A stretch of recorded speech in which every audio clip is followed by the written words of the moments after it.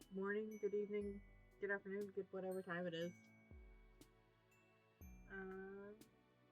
Hello.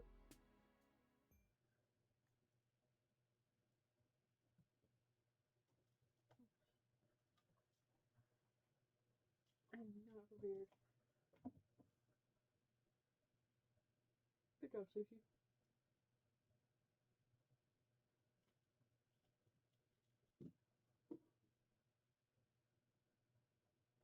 Anyways, turned around to take a picture of Sushi and she fell off the back of the futon. Halfway done? Really? Doesn't feel like it's already made it to the halfway point.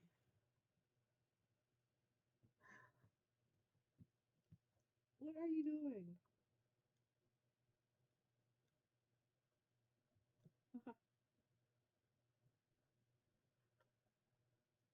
Alright.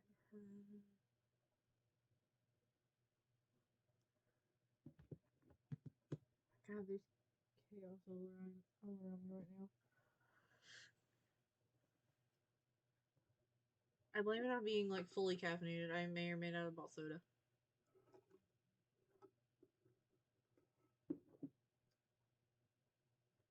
Should I have done that? No.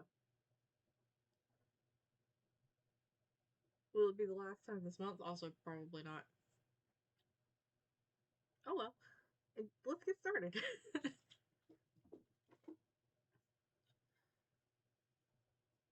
Maybe.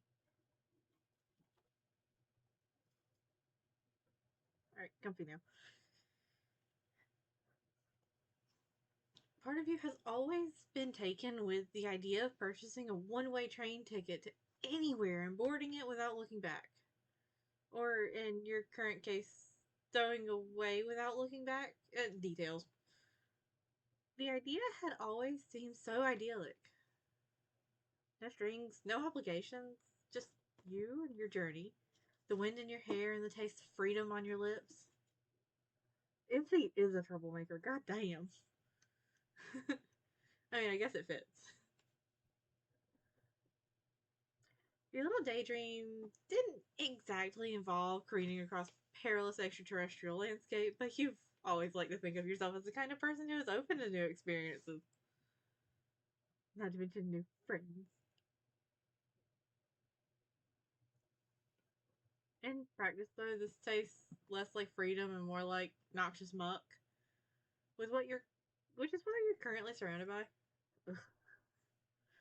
It's not unlike the slime that was in Skyla's Recuperacoon, except that that slime was weirdly soothing, and this is prickly and burny and uncomfortable.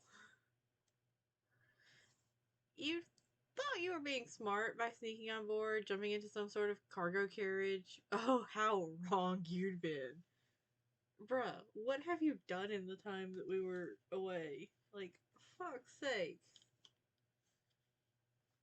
Sorry about any and all chaos noise that just happened. I had to adjust my headset.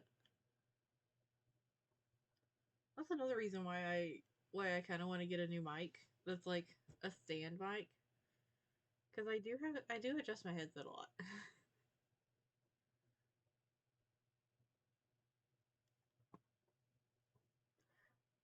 By the way, there is currently storms in the area. I don't think they're supposed to let up until like tomorrow night. No idea how bad they're supposed to get. I'm just gonna rock with whatever happens. But if for some reason the stream suddenly cuts out and just doesn't come back, I probably lost power or something. I don't think it's raining right now, so we should be good. I didn't jinx myself last time, so I shouldn't jinx myself this time, right? That's logic that makes sense, right?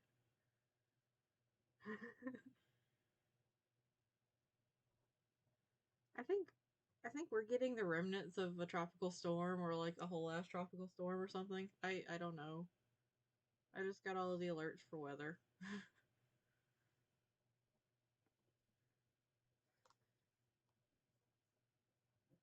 But that's beside the point.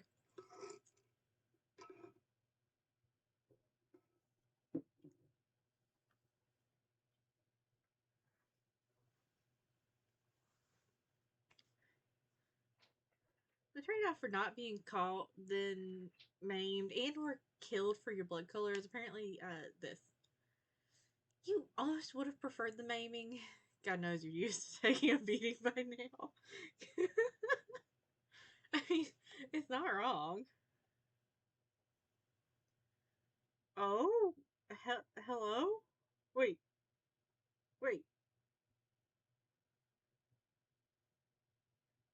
you again? I mean, I don't have any problems with it, but what? Is it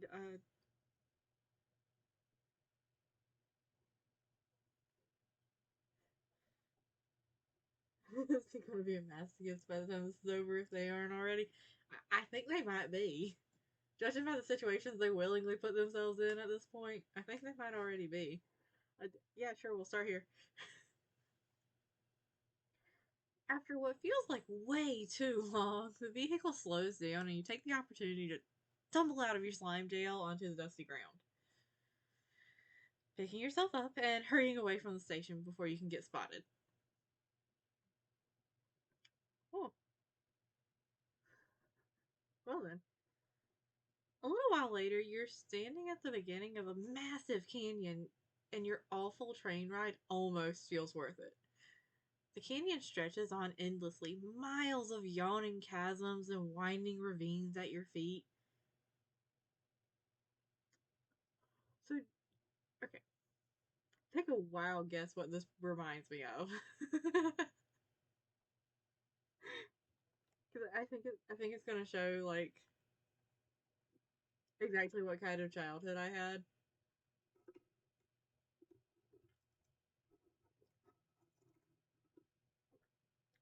I should have almost drank this entire cup of soda.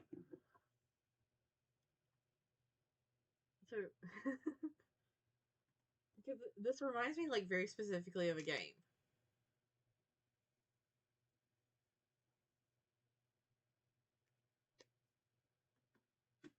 Oh, it doesn't fit.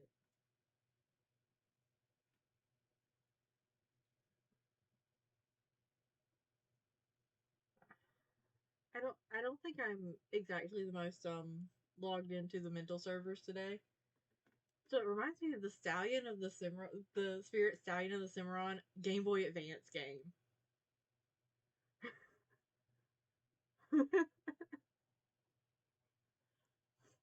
I think I still have that somewhere in here.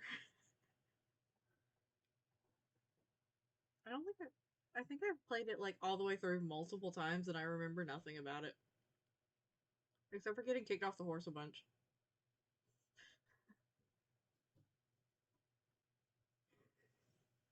Oh, I love the movie too. I have it, I think, on VHS. Which means that I can't play it at the moment because I don't have a VHS player anywhere in this house. Should probably get. Where's my phone? I should put it on my. I should put it on the list of Blu-rays I need to get.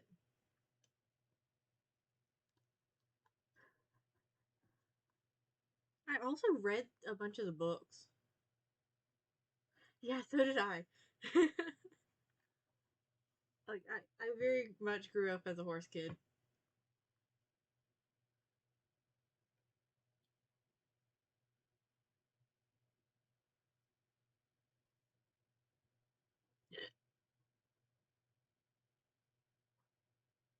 Wait, Matt Damon.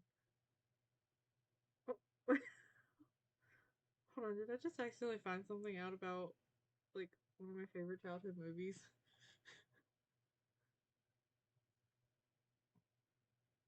Sure, I'll put it on the anime Blu-ray list because I don't have one for regular movie for like American movies.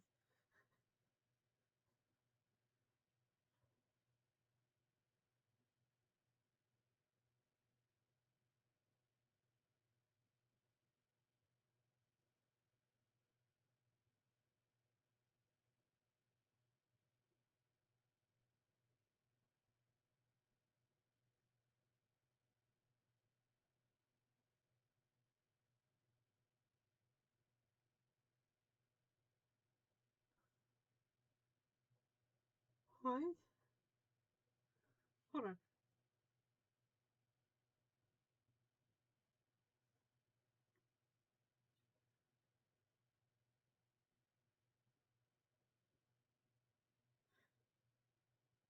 Matt Damon was the voice of like Spirit as the narrator. Okay then. Wow, I've gotten completely off topic. I don't know if I was ever on topic today.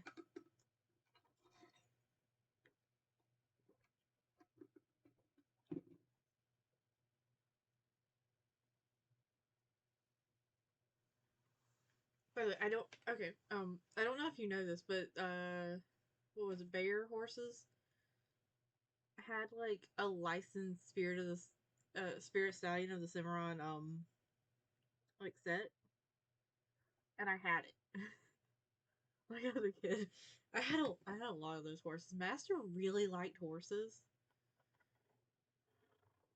If Master still likes horses like Master used to, Master does not talk about it as much anymore.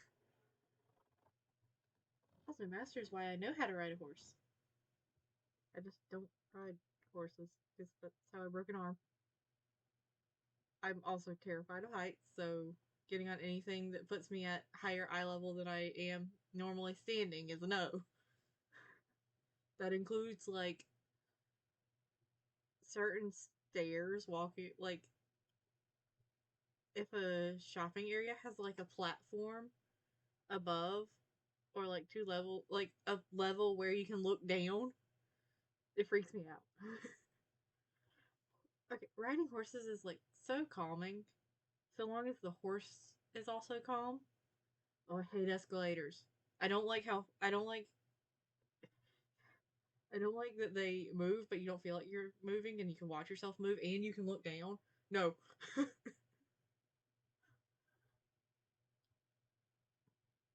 I also don't like those like clear elevators either. They freak me out. I am very much a little homunculus that needs to stay on the ground and get exactly no higher than my eye level.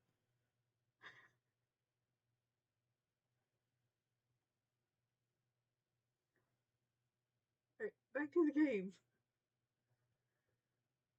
It's enough to make your mouth hang open and all. Great start to getting back, huh? Just immediately trip over every one of the words. After spending so much time in various grody parts of the city, the sight of such pristine natural beauty touches your heart. You feel somehow inspired. Like you could belt out an aria or draw a masterpiece if you tried. Did I say that word right? What does that mean? Aria, not masterpiece.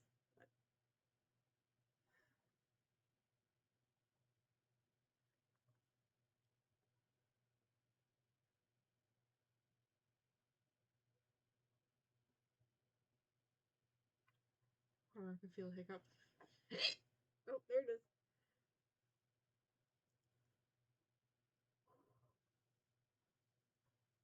Oh, okay. You know what? Understandable looking out over like that kind of scenery. I'd probably do the same thing.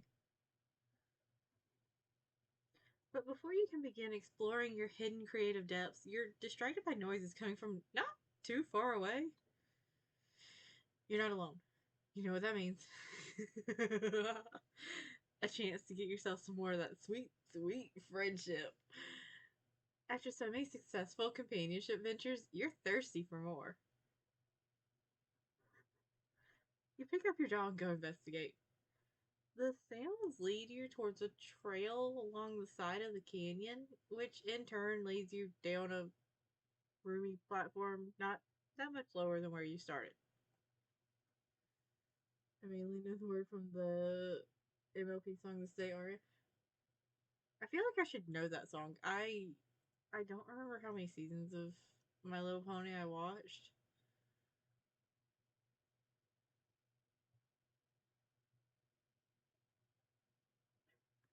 Trying to remember because I know I watched a couple of seasons. I also watched the like older My Little Pony, like back when they were uh like more horse shaped, I guess. If that makes sense. Because like the longer The more iterations of My Little Pony there are, the less horse shaped they are. And the more cartoon shaped they are. If that makes any kind of sense at all.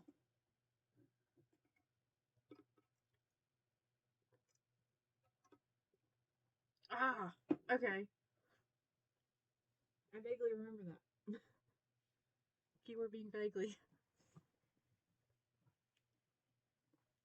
I think it was also like more than really fucked up the entire time I watched My Little Pony. Kind of want to go back and rewatch it. If my list of things that I want to watch and rewatch keeps getting bigger, it's going to like take me until the end of my life to watch everything. And I think that's without adding too terribly much more at the moment.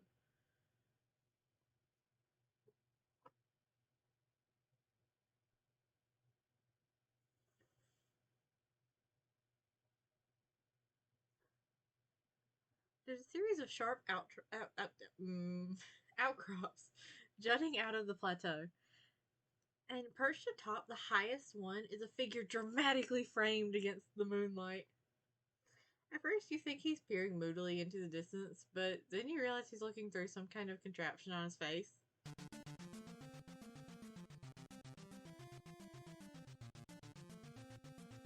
Oh, I like this.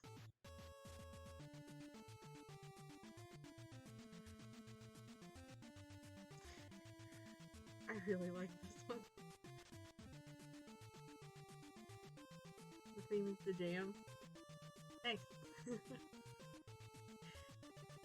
Recording coordinates.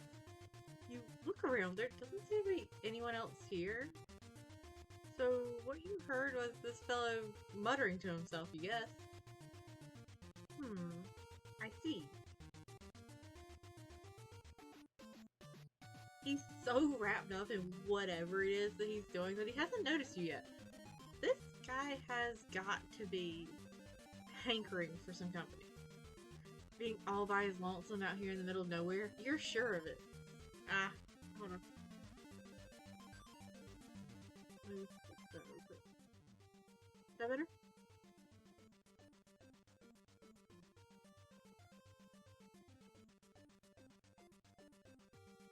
This one does just in general sound like it's louder than a lot of the rest of them, except for...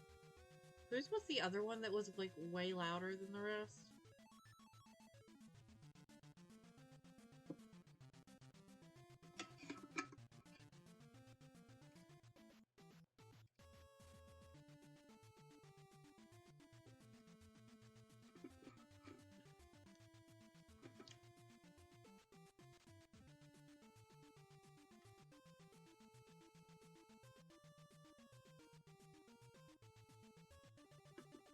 I was going to try to drink up the rest of my soda real quick, but I think my cup is never ending.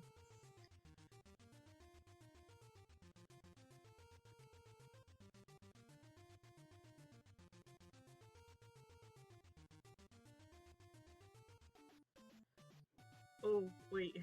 Hold on. I'm going to save this one. Because I know this has got to be the wrong answer, but I want to do this one. To climb up and surprise them.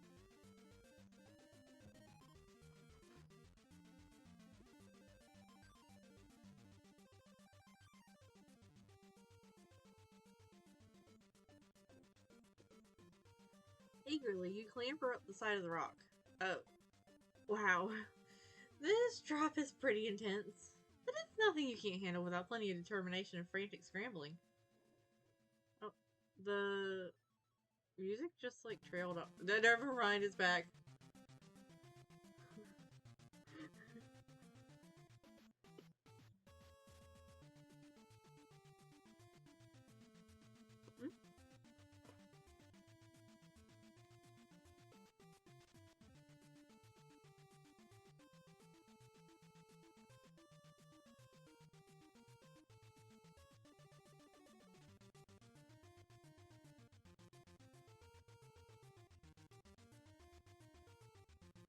Hold on a moment. I gotta answer this.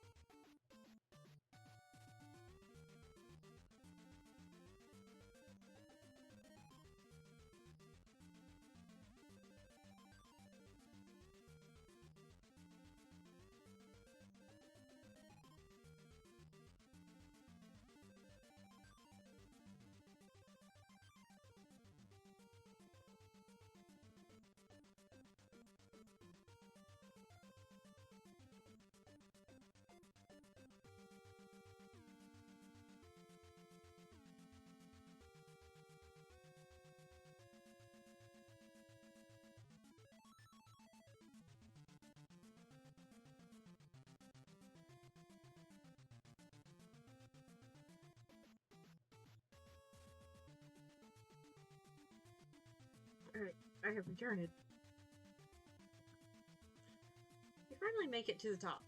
You're about to haul yourself up so you can stand, fully ready to introduce yourself and let this guy have it with the geniality. Did I say that right? Really show him how amicable you can be. Before you do that, though, he whirls around, trench coat and long hair whipping in a wide arc. Oh, I can feel the hiccup. Before you can do that, wait, I'm down here. All your clumsy scrabbling at the rock face must have clued him into your presence. Oh, hello. I didn't know you were going to be so pretty.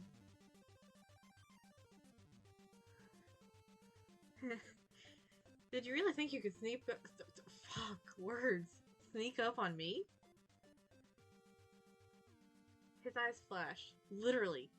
They flicker from blue to turquoise and back again in quick succession. You don't notice the pure white energy crackling at his fingertips until you're already in the air. When Cooper lifted you, it was like getting yanked up by the scruff of your shirt. This is smoother somehow. Like you just stepped onto a strong breeze. Doesn't really change the outcome though. You eye the ground below you nervously.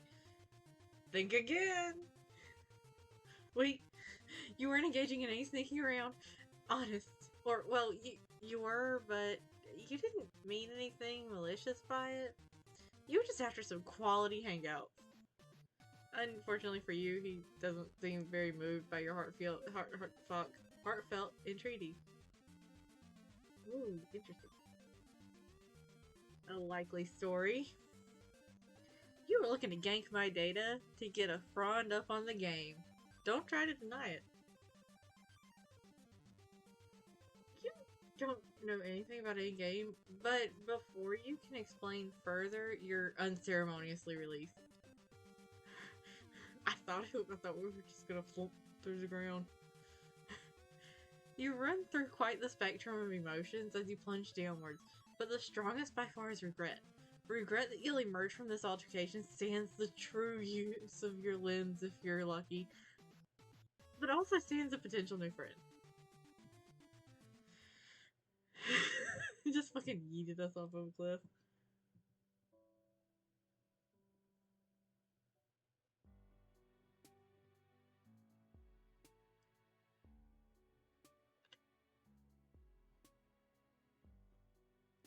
Alright, let's go again. Towards the good end. Wave and say hello.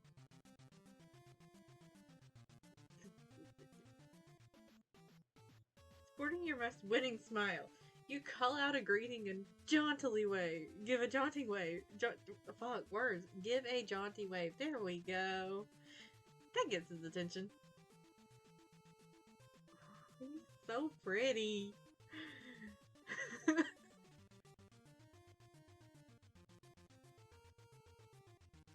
Wow, I really am just a simp for anybody taller than me, ain't I? Well, well, well. Would you look at what the pervies dragged in? Are you lost? That...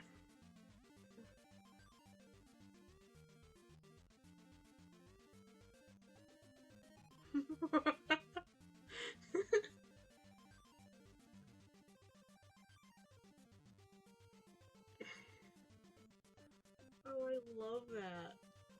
That is a beautiful hint.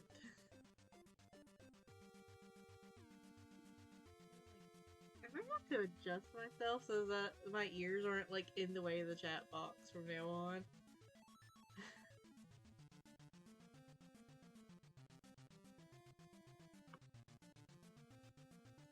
That depends on your definition of lost. You prefer to think of whatever you're doing as taking the scenic route, just like indefinitely.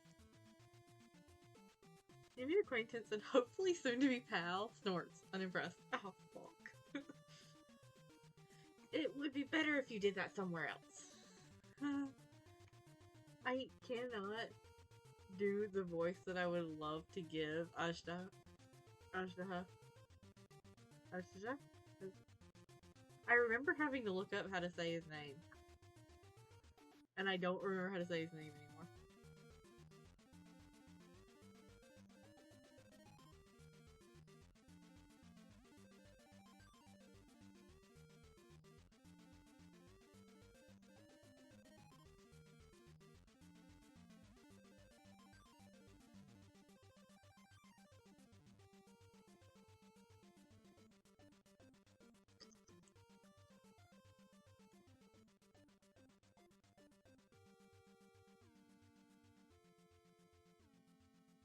Oh, I hear rain.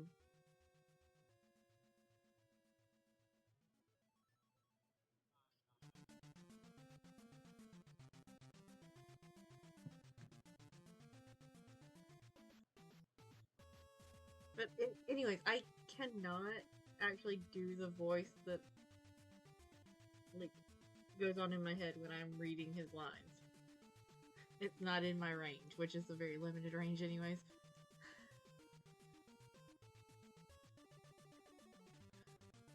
Better for me, I mean. Which is the most important issue currently at hand, let's face it. I still have preparations to make, and I'm running out of time. You're kind of cramping my style here. I mean, I can get on my knees and grovel if that's more your style. Preparations? For the game, obviously. It's starting any minute. Wow, okay, words. It's starting any minute now. You have no idea what he's talking about? Seriously? You don't know about dual strikers? Wow. You're even more of an empty-headed pleb than I thought. I am indeed. That's not a very fair thing to say. Sure, you might have a bad habit of running headfirst into stupidly dangerous situations, but there's no reason for him to assume. Oh, hello! Why do I feel- oh, because of this. Pull up the laptop. Sort this down.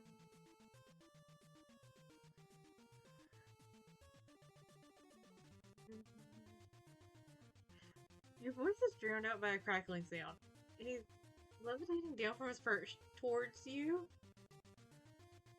Sparks of energy stirring the sand up into a cloud. Running headfirst into danger is the lifestyle I endorse. Oh, trust me, MC is fully, like...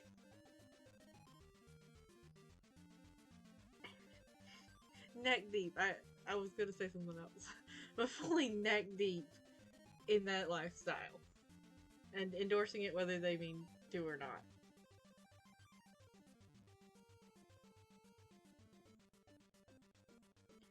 After meeting Sarava and Kupram, you've come to expect psionic powers from trolls with yellow blood by now, but it still kind of takes you aback.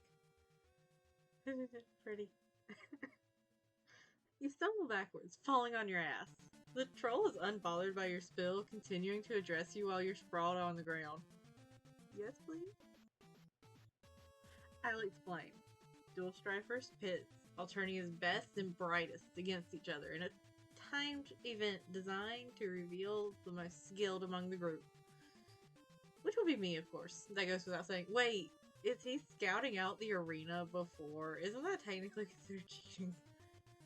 I mean, I'm not saying don't do it. I'm just saying I need to know what the rules are before I decide anything. It's not going to change my decision. He tells you a bunch of other stuff about the game mechanics that, to be honest, go straight over your head. He's apparently not in enough of a rush that he can't stop what he's doing to outline his plans to you. Some random passerby? In a fairly detailed manner, in fact. The rules is simply to win. Oh, good point. We're on Alternia. I don't know why I was expecting any kind of rules about, like, cheating and stuff like that. He seemed pleased to have an audience, actually. Wow, this friendship is barely even off the ground and you're already doing great!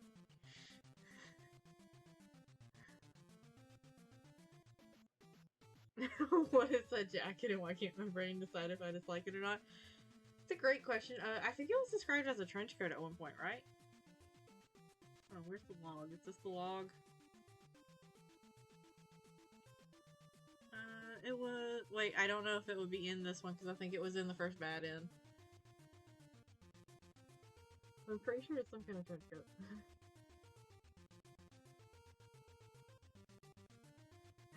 It's when someone asks me a question or something, I'm like, well, yeah, same.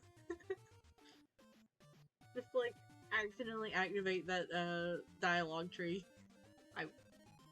There is no shutting up after that point.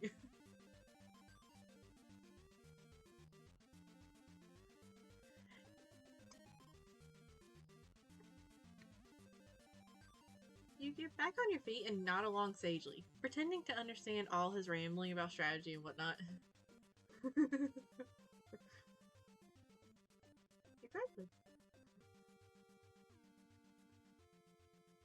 And then you notice a blinking light. It's coming from the screen over his eye. Huh? Oh, it's pretty. Interesting. My scouter can't retrieve any data on your species at all. He leans... He leans forward and looks at you. Really looks at you. Up until this point, he'd been paying more attention to his own voice and whatever readings he's been getting on his device, but now he's focused fully on you. It's actually starting to fluster you a little. It's starting to fluster you a little, actually. That is, until his mouth twists into a smirk. That's supposed to unfluster me. You get a glimpse of a single jagged tooth. Yeah, MC got a type. You know, it's technically possible to join in teams of two.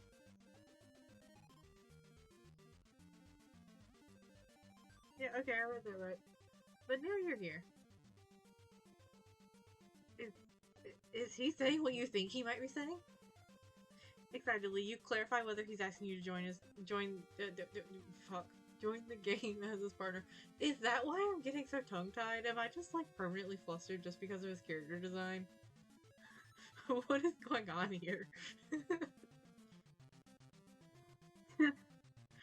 Sure, I love teaming up with clueless nerds like you.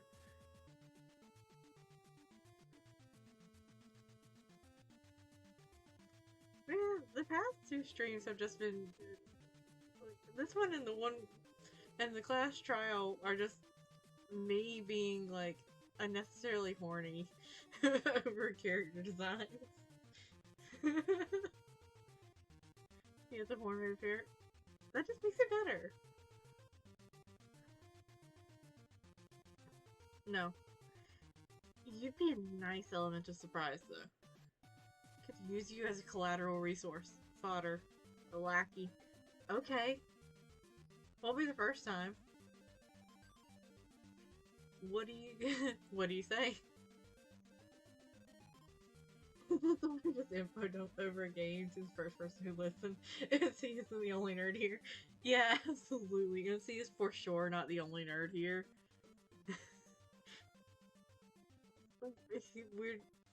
We're just the only one who is aware that we're the nerd.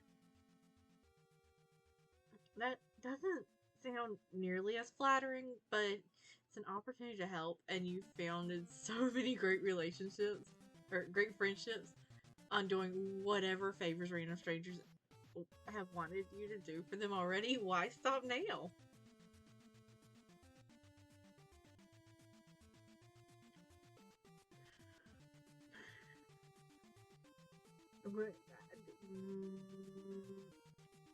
I can't not go along with it the first time. Oh, okay. Oh. I gotta get comfy again. I thought I was getting comfy.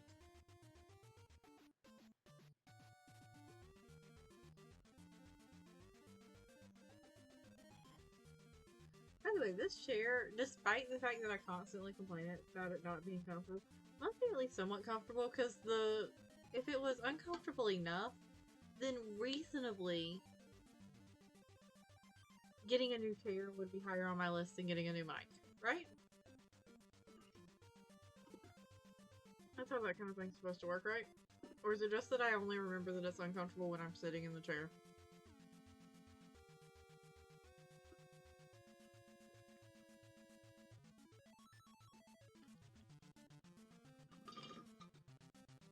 Found the end of my cup.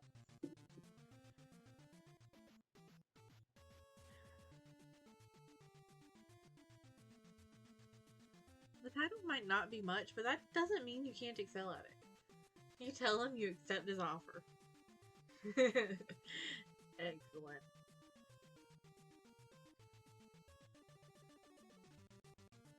By the way, I'm Ashtaha Neelix. That's as close as you're getting to me being able to actually pronounce that.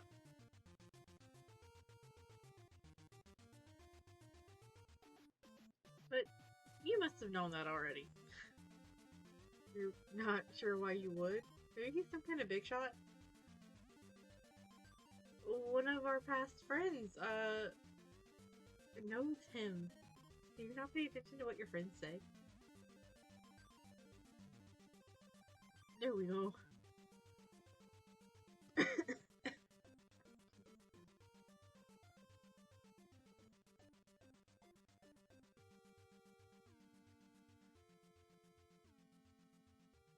know the mic ain't too bad, but the chair does seem very uncomfy based on how much you mention it, so maybe that should be priority. Your choice switched. It probably should be priority, and what I should probably do is when my next paycheck hits, after I assess how much extra I'll have to like spend on, you know, the desk setup stuff, just sit in the chair for like an hour and then go, which one's more important right now, the chair or the mic?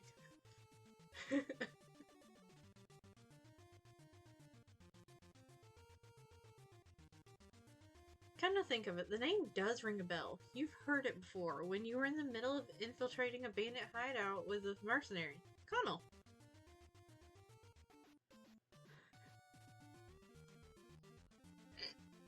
Oh.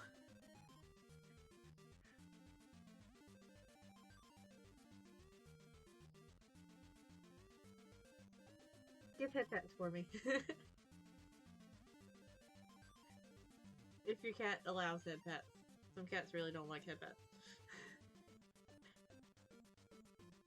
Yay! You met my mate Sprint? I did. I adore her. You must have gotten on her good side or you wouldn't be standing here talking to me. Oh.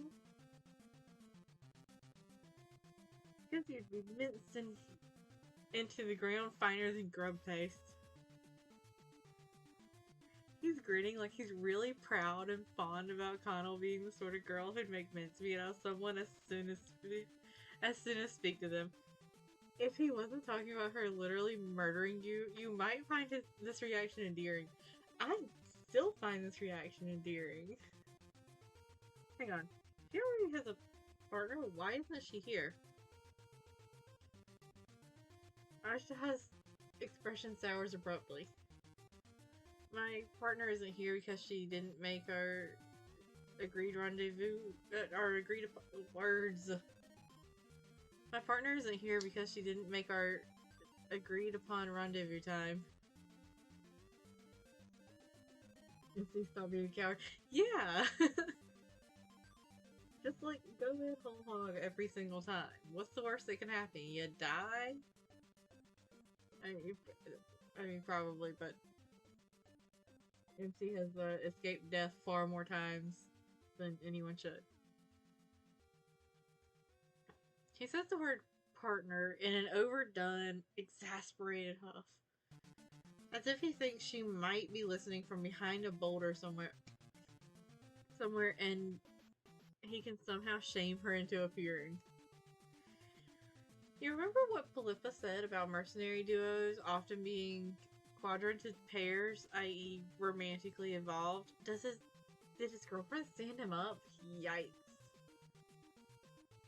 Maybe it's better that you haven't been promoted to partner status if it meant getting involved in another couple's spat. You've had quite enough of that already. You hope they aren't fighting. Ashton glares at you. The exact nature of our quadrant is none of your business, frankly.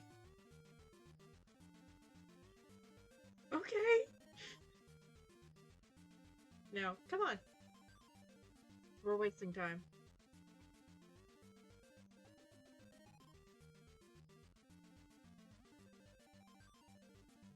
He sets off the edge of the plateau, descending in a crackle of energy and floating you into the canyon along with him. It's a terrifying ride, but the view it affords is pretty amazing. So, you reach the bottom. We should keep going. There's someone else in this valley. We'll get the drop on him if we move fast. He grins confidently, his coat flapping behind him. There isn't any wind down here, though. Is he flapping his own coat with a sigh for dramatic effect? Please? That sounds amazing.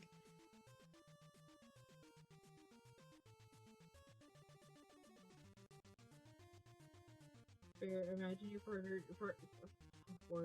Imagine your partner didn't make it to an event on time and someone automatically assumes relationship roles. Yeah, I'd be telling them to worry about themselves. Over dramatic in the best way. Yes.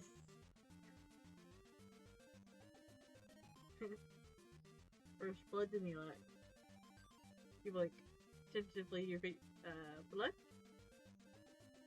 Yes, blood. He says it in the same way he enunciated the name of this competition earlier. Like it should have been painfully obvious. Like I told you, our aim is to take out the opposition. Swiftly and painfully.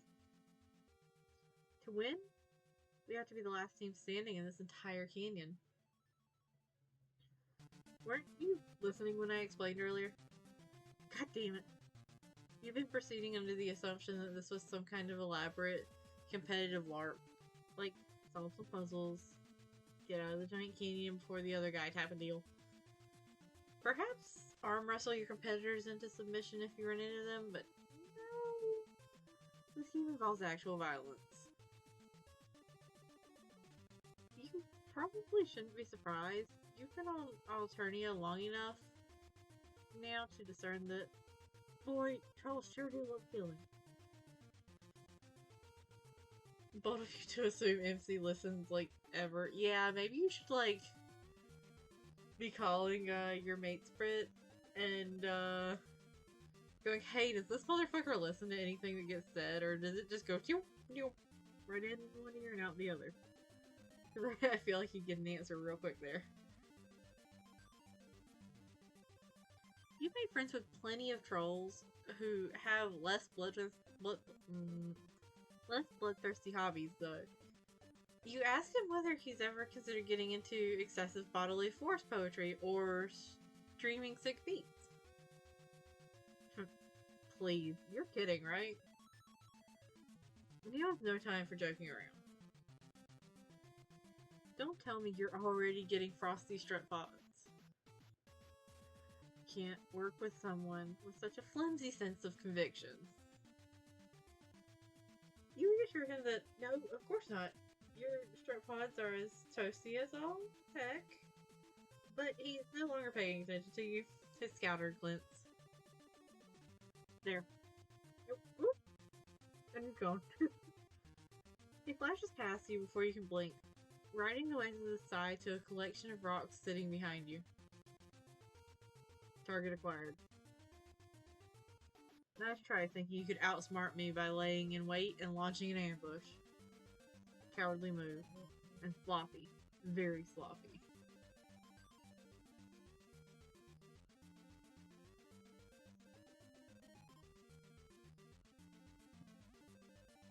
I keep feeling like I'm gonna hiccup and then it goes away and then it comes back and that's just lovely.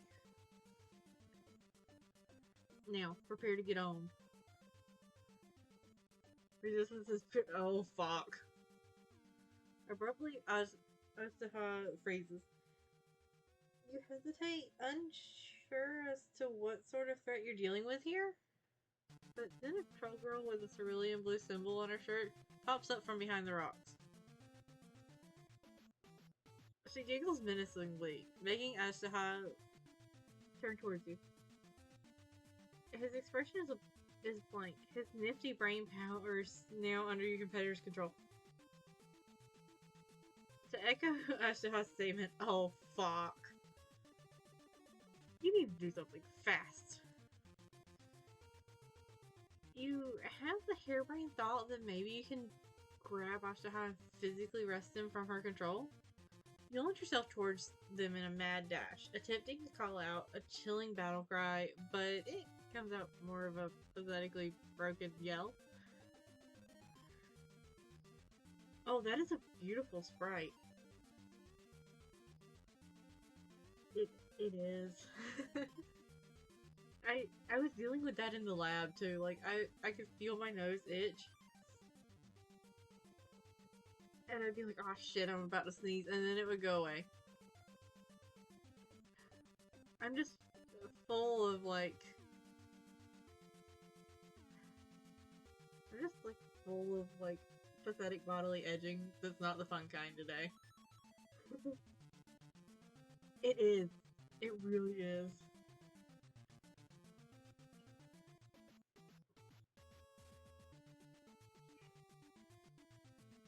The girl laughs again. Ashtaha's eyes flash bright. Brighter than you'd seen so far. Almost blinding.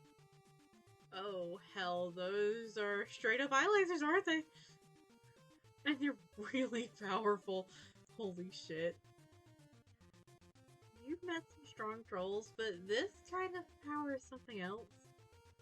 If Ashtaha were a character in a video game and you were to assign him a quantifiable number to measure his power, some kind of level, perhaps. I see where this is going. That number would be, well, it would be very high, is all you're saying. It would be over 9,000.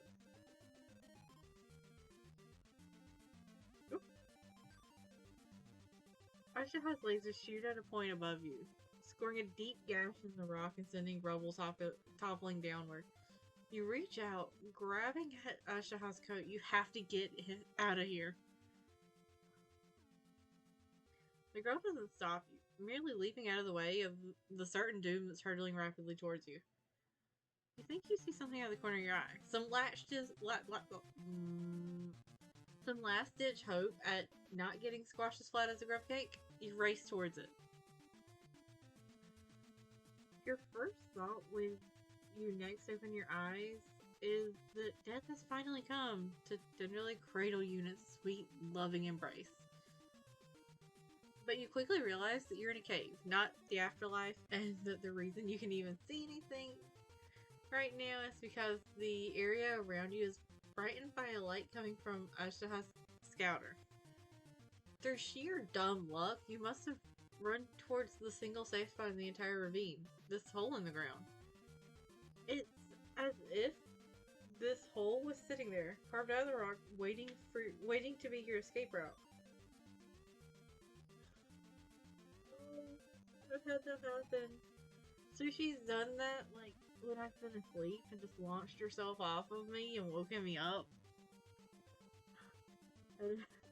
That's not a fun experience, to be jumped off of by a cat like that. You might even say this hole was made for you.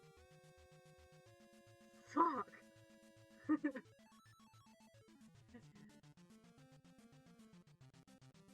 You wince, covering your ears. Could he keep it down, maybe?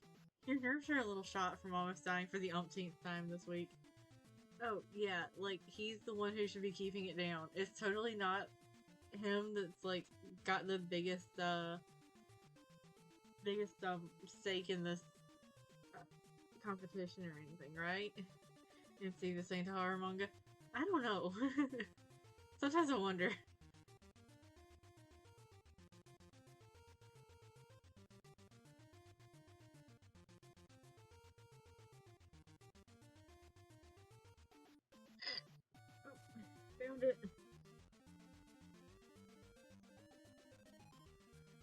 No, I will not keep it down. Curses, I can't believe this. Who does that blue blood think she is? Does she realize who she just messed with? Wow, he looks really mad. And instinctively you reach out to execute that slow face pat that trolls seem to find soothing, but he slaps your hand away. Also, it's also not like he was just getting mind controlled or anything. Yeah, like, I feel like he's got plenty of reasons to be pissed off. Just let him yell. Worst case scenario, he yells loud enough that it brings down the cave.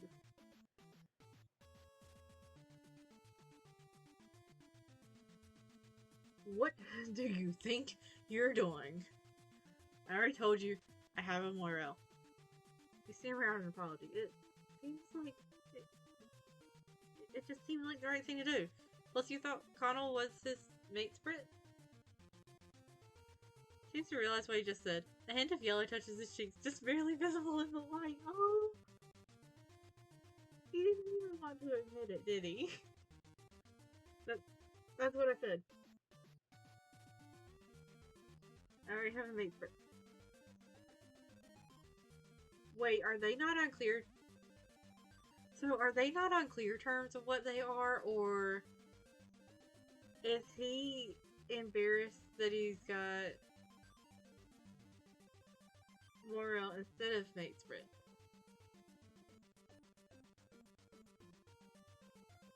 You're pretty sure you heard him right the first time, and you're also pretty sure those are two different sorts of relationships.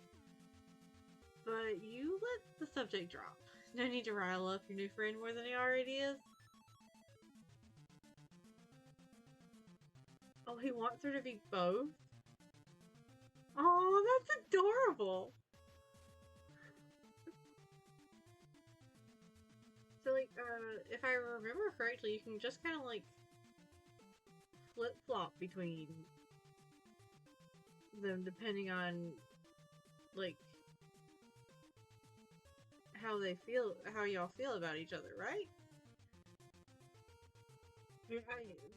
I know it's probably a lot more complicated than the way that I just said it, but...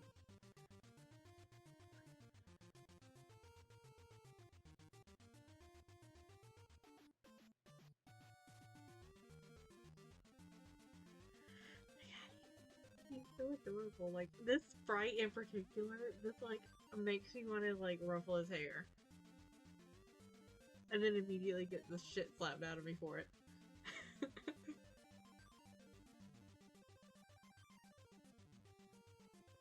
Your shoe strap might have been rejected, but the attempt seemed to snap him out of whatever pissed off funk he's gotten himself into. Let's get out of here. He follows the path of the cave. Can't he just blast you both out? Don't be stupid. If I did that, it would cause a cave-in. Are you that eager to be crushed? Good point. You're acting just like Connell. So ready to rush in without a game plan. If he means this as an insult, its effect is kind of lost. Sounds more wistful than irritated. Aww. You walk in silence for a while. As you make your way further into the cave, you realize that the walls aren't blank like you previously thought, but covered in complicated carvings. Cave troll, aren't you wonder? Yeah, I don't know how to say that one. But that is considered a bit taboo on Alternia. Same with a relationship that spans multiple quadrants at once. It can get messy if they already have both quadrants filled. Ah. So, okay, I don't remember if I've asked this before, but can trolls not have, like, multiple in the same quadrant?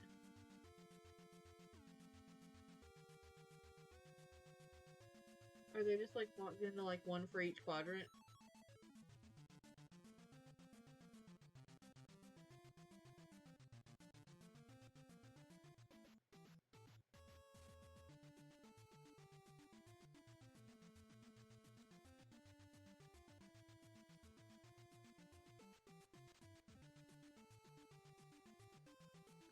Also, I feel like I should be making notes on the quadrants where I, like, learned stuff. I would make notes on the whiteboard, but the whiteboard does get used quite a bit in Danganronpa. Ah, just one for each quadrant is what is standard. Okay.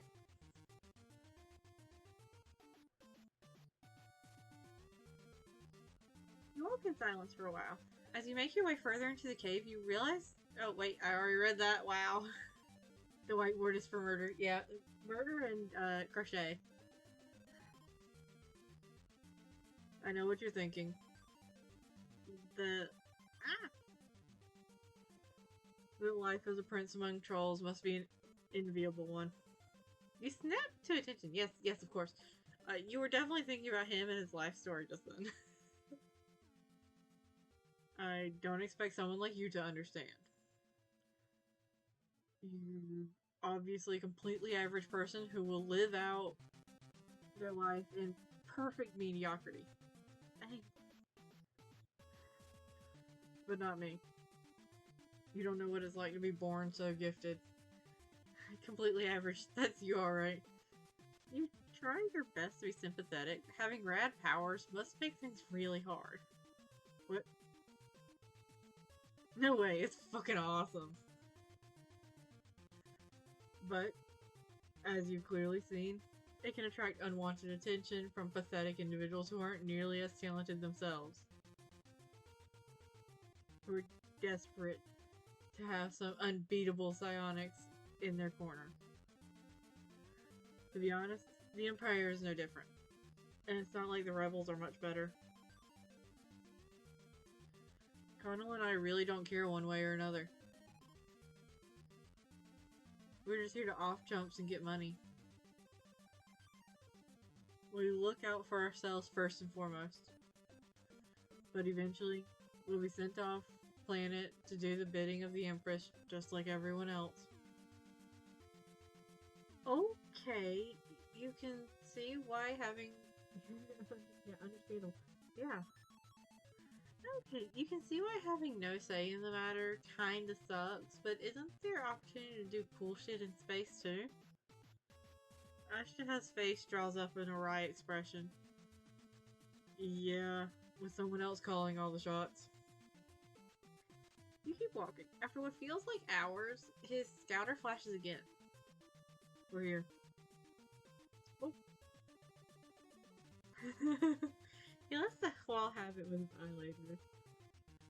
With a resounding roar, it crumbles away. Aside from the spot he's destroyed, the rest of the cave is intact. Moonlight spills into space through the impromptu exit. So is this a good route?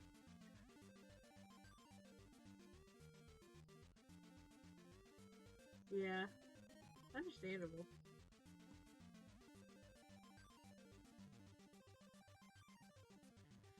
It's over. We were stuck down there for so long that the game has ended. Meaning, your heart sinks. This is a disaster. He's definitely not going to want to be your friend after losing this competition he's so invested in. We're the last team standing, which makes us the winners. I knew it. That blue blood loser might have had a stroke of good luck, but she was no match for someone of my station. My victory was a foregone conclusion from the start. Bringing you along was an excellent idea. Your recklessness really came in handy back there. Yeah, I love his ego.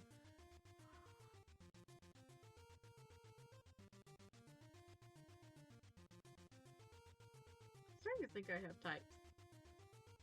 Granted that the type is kind of everything. But I do like the ones with egos.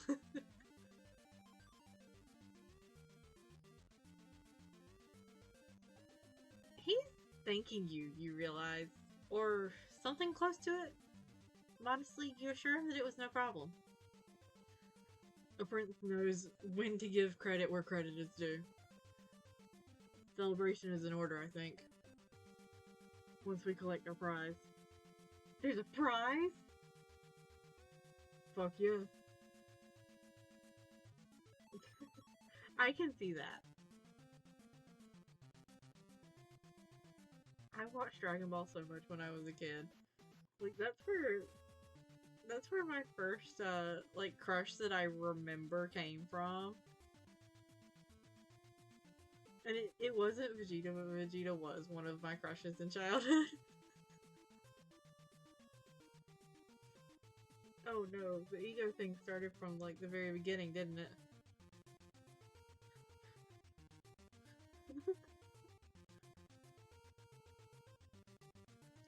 Dual Strikers offers an impressive cash reward to whoever wins.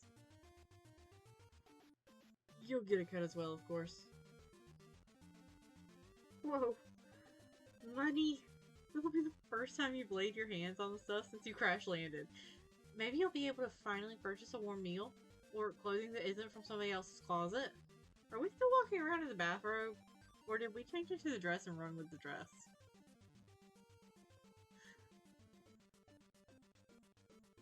More important than the money, though, is that you've proven you aren't a complete fuck-up. You've earned Ashtaha's trust, and also his friendship. Sweet!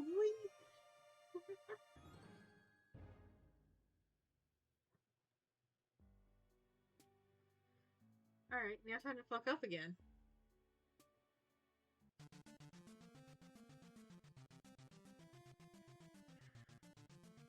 You know what? You're better than this. Who does this guy think he is, trying to turn you into his minion? Everyone keeps expecting you to be useless, and you're tired of it. Yeah, good point. Considering how long MC wore that poor robe, it wouldn't surprise me if they were still wearing the dress. Yeah. The downside to art after those endings is that it never depicts the clothing you're wearing again, so it's hard to tell. Unless it's mentioned in story.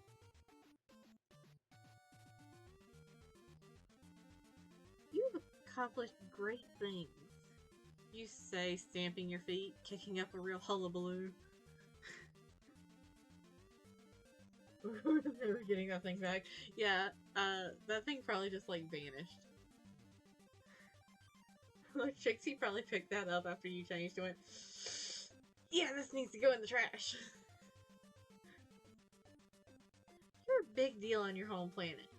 People practically quiver in their boots when you walk past. Even if you weren't a big deal, even if you were the smallest fry around, you're pretty sure you could take whatever he could dish out. Oh, you got some big words, MC. And I don't think you're talking about the kind of, taking whatever he can dish out that I'm talking about. But either way, I don't think you could handle it, MC. He's just a reedy nerd asshole who looks like he fell straight out of the he fell out of the IT department straight into a discount bin of bad Matrix cosplay cast off. God damn.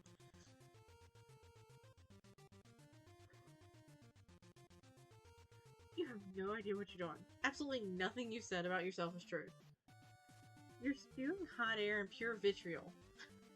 Running on the modicum of confidence you build up bluffing your way through the variety of mishaps you've encountered before now. You throw up your hands when you're done, both out of exasperation and as a kind of ending flourish to your little speech. There's a deafening rumble behind you. When you turn around, it's just in time to see one of the outcrops shudder dramatically into a pile of detritus. Your eyes go wide. Either the rock was already weakened and chose this moment to break, resulting in the best coincidence ever, or you have secret telekinetic powers of your own that you've never known about till now. Whichever it is, it grants your venting session a healthy dose of gravitas. Ashtaha looks at you with a complicated expression on his face. Like he's mad at you, but also like you've just paid him a really nice compliment. What a brazen proposition. What? proposition. If you're propositioning anything, it's for him to consider you an equal rather than some kind of sidekick, that's all. Let me tell you something, alien. I've heard the spherical fruit string about someone else in my line of work who caused quite a stir recently. Alerts have been blowing up, saying a gold-blood girl assassinated a sea dweller. I had reason to suspect she'd show herself here today. I was looking forward to see if she's good as the rumors say she is. I respect the audacity, I respect that. Yeah, that's what it felt like there. He's just like, ah. So you do have a backbone, let me break it.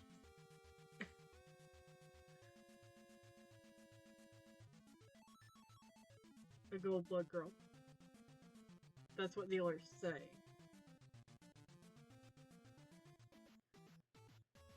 But as one of the best mercenaries in the business, I know better. They must have been wearing a disguise. He points a finger at you. You, despite not being of Alternian origin, have a record. You've shown up here to a dueling session in a rumpus robe and nub silks.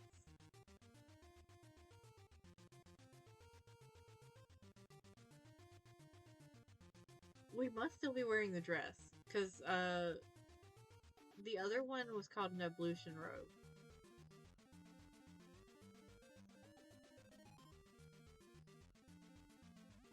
He indicates, yeah, we're still wearing the dress. He indicates your flowing gown and heels, which could easily be another disguise to throw the drones off your scent. And as you so graciously just demonstrated, you're powerful. You're easily the most suspicious person I've come across here yet. Who's to say that you're not the mystery killer? You realize he's been floating gradually higher and higher in the air as he's talking to you until he's hovering over you almost predatorily. Shit, what have you done? If it's a fight you want, it's a fight you'll get. Oh, pretty.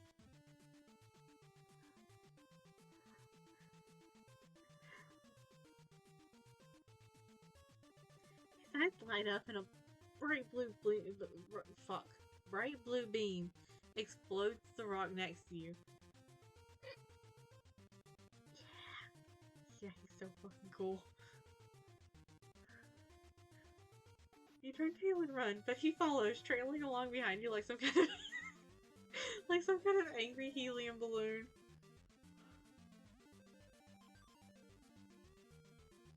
I think what I'm experiencing here is also gender envy. Like there are equal parts. God, I wish I could fuck him, and God, I wish I was him.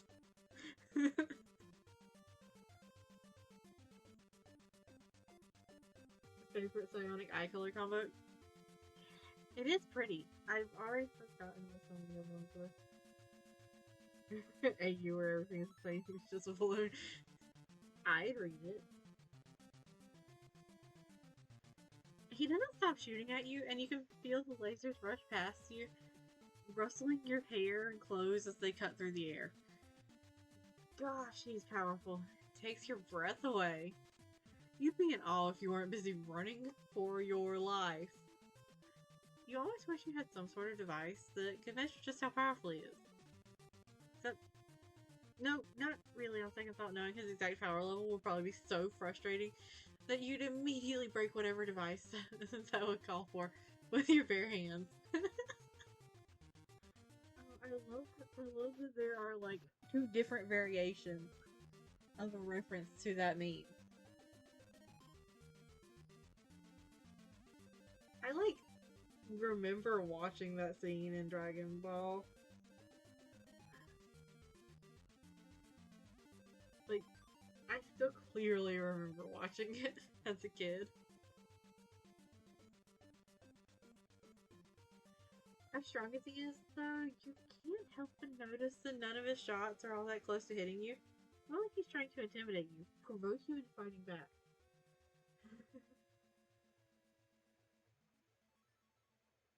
Oh yeah, true. 3 if you count the like thing. Rule thirds. Yeah. You have to get away from him as quickly as possible before any of his blasts actually connect. Before you know it, your scurrying feet have taken you back to where you started, the train station. Would you quit running around like a cluck beast with a severed think pan? You come on to me and now you don't follow through? Get back here and fight. You seem to have managed to both pick a fight and hit on him simultaneously.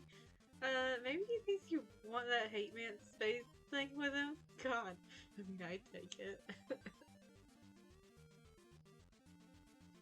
You just wanted to be friends, and then you might have lost your temper a little, words, a little. This is all just a big misunderstanding. He isn't listening to you. Another blast rips past you, dangerously close to your ear this time. You scan the area frantically for cover. There. A structure near the tracks that looks like it might be some kind of mechanized ticket booth. You dive behind it. So you got a little angry and look what happens. Yeah. Maybe just to piss off somebody powerful enough to force sure destroy us. I'm growing impatient, alien. Cease this game of hunt and sequester and face me. A beam hits your makeshift shield, blowing a hole straight through it. You stumble backwards close to the tracks. Oh no. Oh fuck. Oh, this is it. You're going to be murdered in cold blood by a guy who can shoot pure energy out of his eyes, and there's nothing you can do about it. Squeeze your eyes shut, bracing for impact. All of a sudden, there's a distant rushing sound. With all that running and laser dodging, you'd forgotten what this station was even words. You'd forgotten what this station was even for in the first place. The train is arriving. Maybe someone will be willing to help you. Not like Alternians seem to have a good track record of helping folk in need out of the goodness of their hearts, but damn it, it's the only chance you've got. Ashtaha is distracted by the train's arrival for only a moment before turning towards you again. But then a figure climbs out of the train carriages. A figure that's large and hulking, and one that you recognize. Ah! Oh! Ashtaha? What the hell are you doing? Why are you attacking my friend? Friend? Oh, he's all blushy again!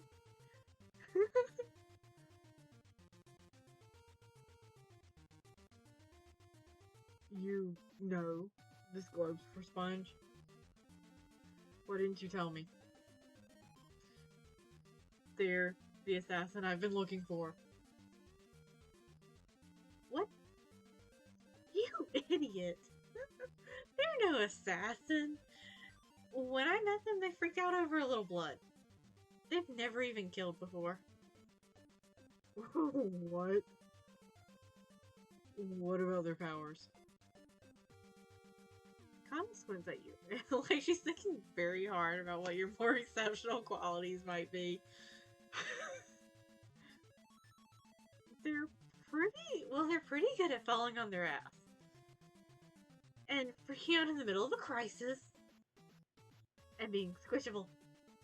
His blush is so fucking adorable.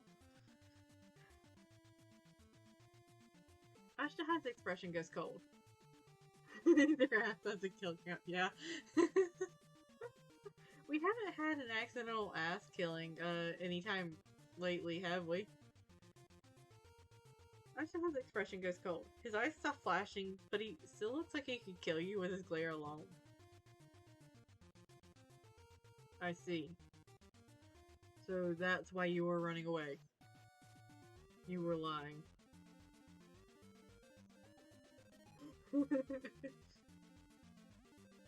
Like, you can feel he's trying. Yeah! Like, he is trying his best to, like, stop blushing, and it's so fucking adorable. She's got big muscles. He's got an ego. Ah. I like it. I'm here for all of this.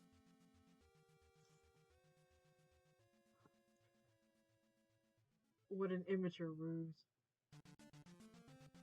You can't help but feel a little bad for pulling the wool over his eyes, even though you were fearing for your life until just a few seconds ago.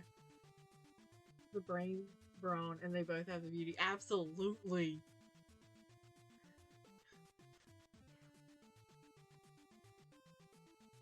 Ashtaha seems to trust Connell's word implicitly.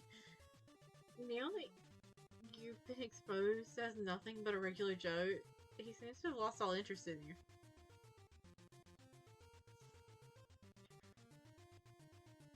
Connell, I was beginning to think you'd skipped out on this event.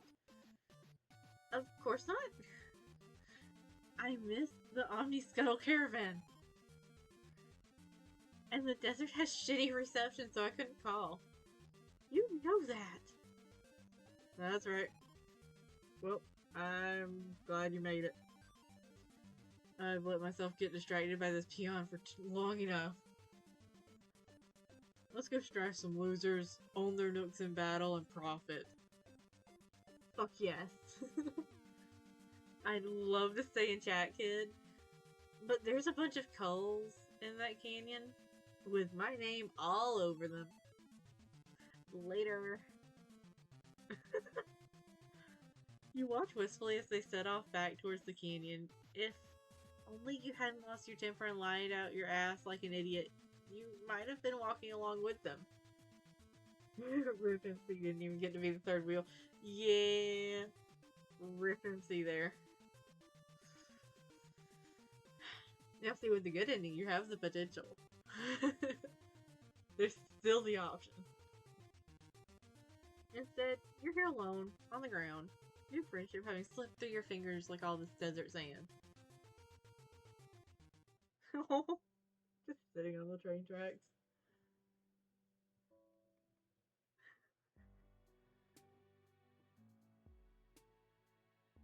So with that, I've unlocked all the endings for Ashtaha.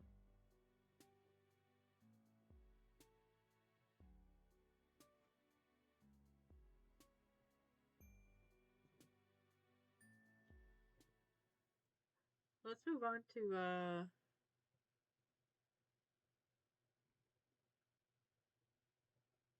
confusingly, the second Amicia. I'm assuming that's not going to really be Amicia, right?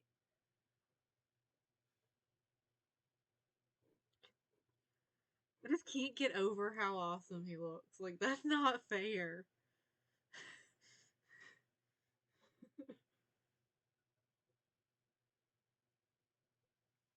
Like, I think just based on looks alone, he's like up there with Tagora for favorites for me.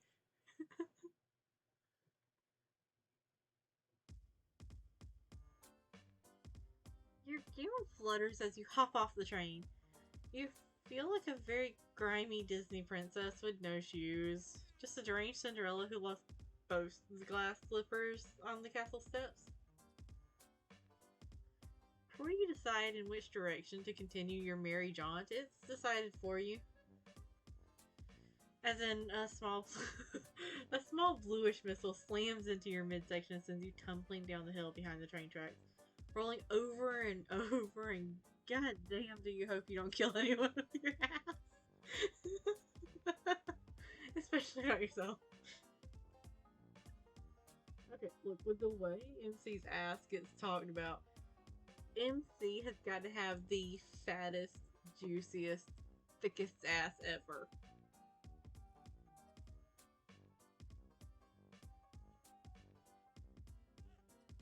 You land hard with a thwack on your back. Hey, it's you! The concussion you've just sustained must be giving you serious friend hallucinations. Sorry I hugged you so hard I pushed you down a hill. I forgot how weak and flimsy you are. So precious. You take Amicia's offered hand, albeit nervously. You kind of skipped out on her back there, waiting until she was in the ablution trap and then escaping from her murder studio. The famous Take Me to Clown Church.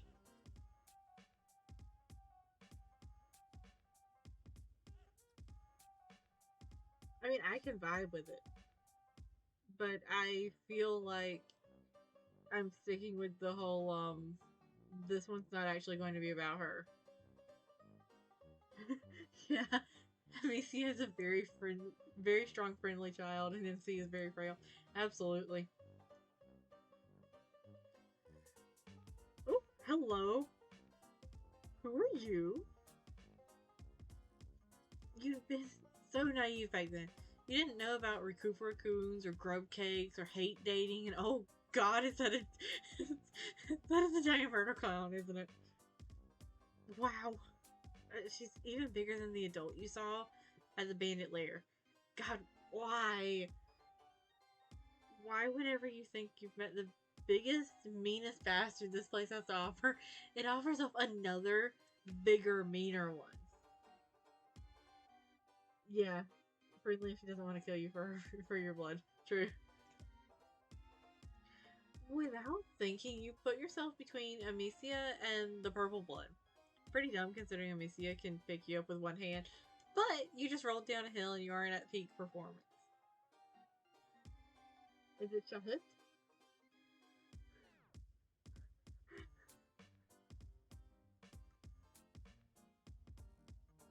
It's about time! This is the one I was telling you about! This is the one with the precious, precious blood! The Riverwood's slow, lazy smile somehow makes her face paint even more terrifying. She moseys closer, towering over you.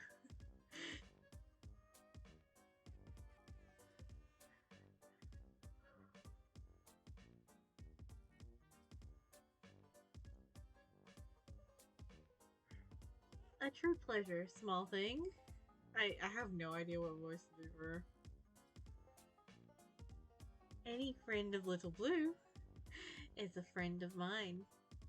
Especially one who looks so pretty on the newest page of my scrapbook. Your stomach is dissolving into asphere. Amicia stamps her foot. Don't make murder jokes. My friend is very delicate.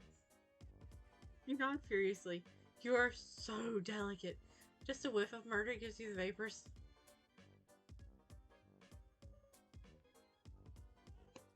Peace and gospel, Little Blue. Ah. Is it because of the ICP vibes?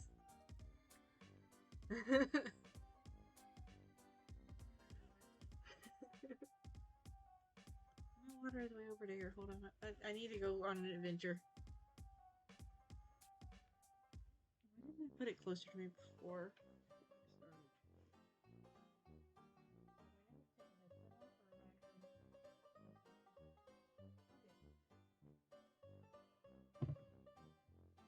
That and the whole church thing is happy talks. Alright, sweet.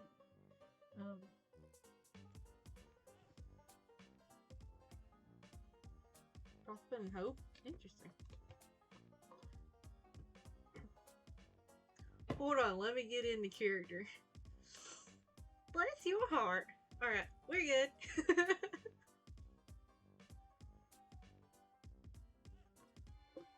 Peace and gospel, Little Blue. I was only playing. Messiahs know I'm owed a bit of fun. And ain't it a fair bit hypocritical lecturing me? Considering that you were getting up to, considering what you were getting up to the first time you and I got to jawing. Oh yeah, no, I can see the southern now. apparently my standard, like, okay. Really? Nice. But, like, apparently my standard, like, attempts at voicing, like, female characters that are Southern is just, like, Southern Belle. Which is interesting, because my Southern accent, when it properly comes out, is not very Southern Belle at all.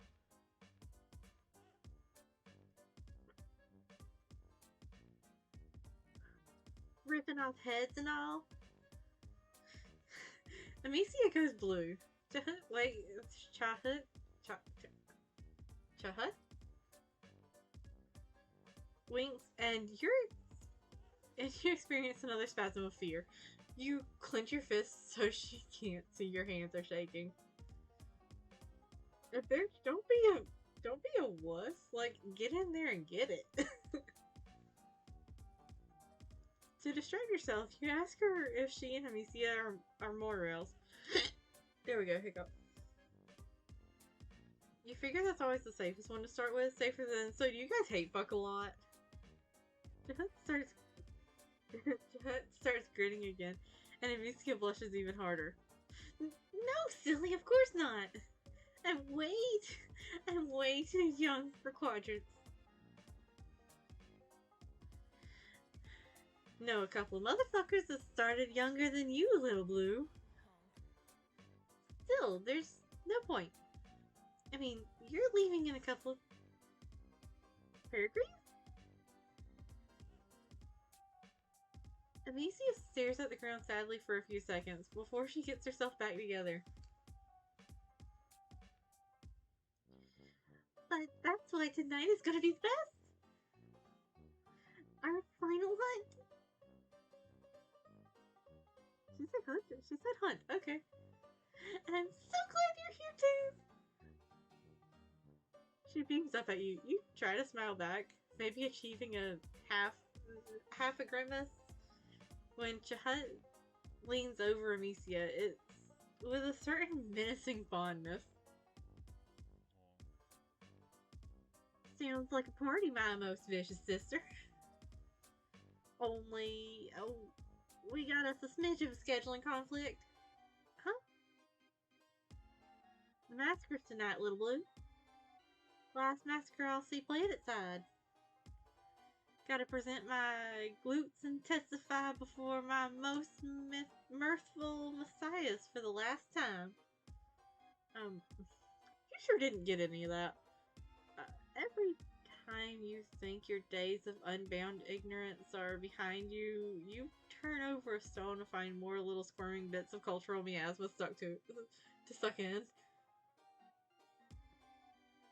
Amicia rolls her eyes. More church. That's seriously all you ever do. Sister, we talked about this. To praise the mirthful ones is a privilege and a revelation. My pusher beats for them. It smashes its way through the desolate cage of my thoracic struts. Yeah, I know. You love clown church. You love it so much you should just put it in a quadrant. Oh, she's so mad about that. Jesus, Amicia, maybe don't shout at the scary giant clown lady. I think you mean scary hot clown lady. I don't think I replaced the right one in that.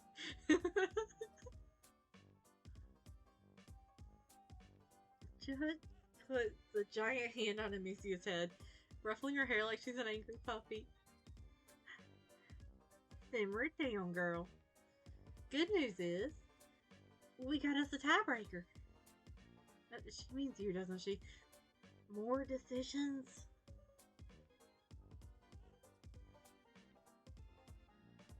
Usually we strive for it, but today, it's all up to you, stranger.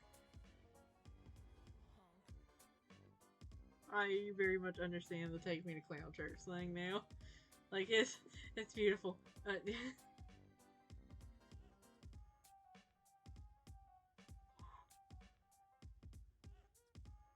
someone on the design team was a clown fucker, huh?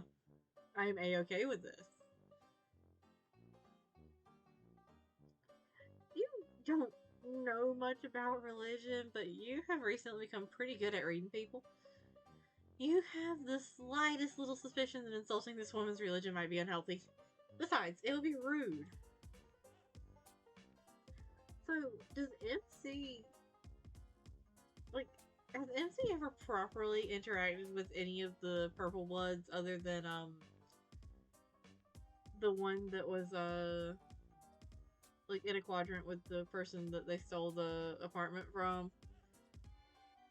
Or is MC, like, solely going on, like, rumor and, like, stereotyping here?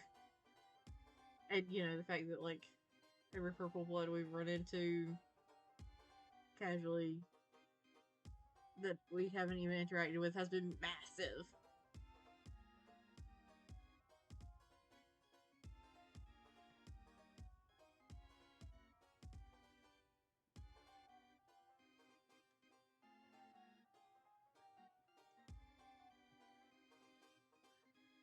This time, Jahat turns her painted face to you and gives you another of those lazy smiles.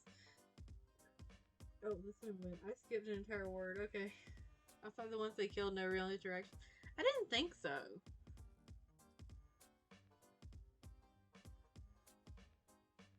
Oh, let's try that again, because my brain just, like, completely deleted all the information I just read.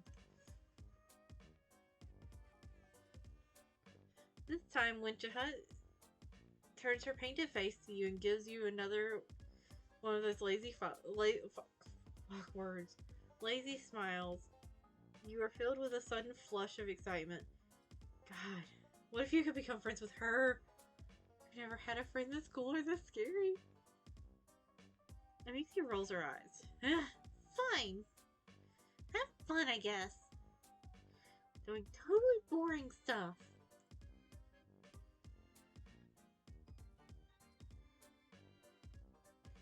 You wonder if it's really okay for you to come with Jahat? Isn't she worried about showing up with an alien? In the past, I might have got to worrying over it. But now, fuck it. What are they about to do? Call me? I might thank them for that. Doing sister solid and saving me from having to set foot in the filthy reaches of space. Where I hear they don't follow the good word as close as they should. Oh, okay. Are all of the clowns like extra religious?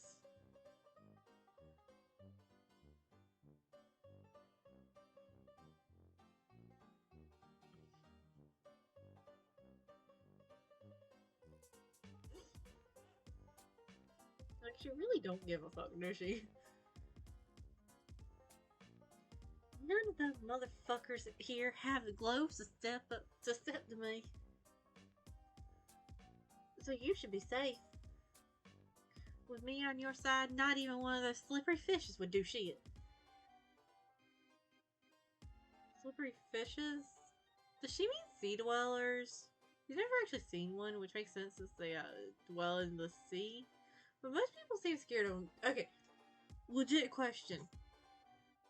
How many more volumes until we encounter one of the sea dwellers? Or do we not encounter them at all?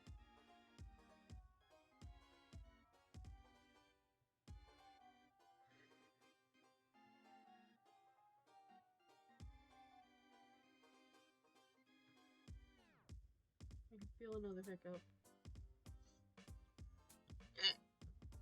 Found it.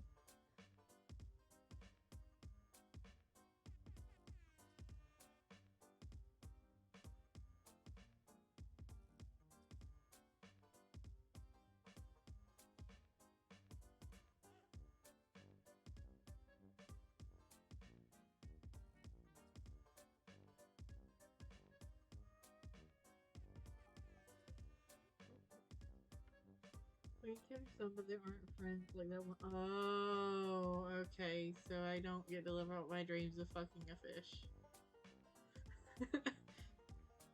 Oh, that's a pity. Maybe I could settle with becoming enemies with them.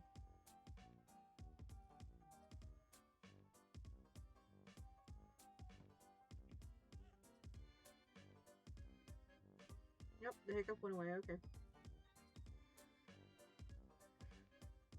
Did I actually finish reading the rest of that? I think I did.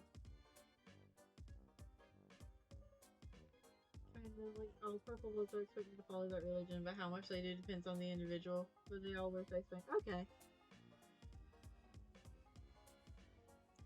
You wonder how much higher in caste they are from the clowns? You wonder what they look like. There's still so many things you don't know.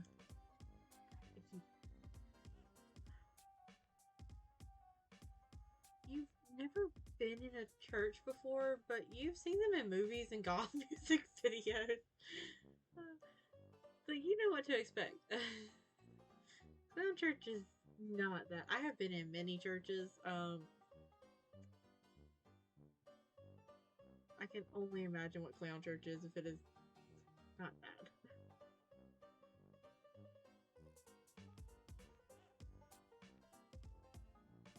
I used to hang out with somebody that listened to a lot of ICP and wanted me to go to a concert with them. Never did get around to that.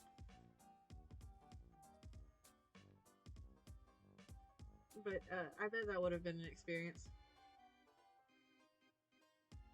Oh, okay, sweet.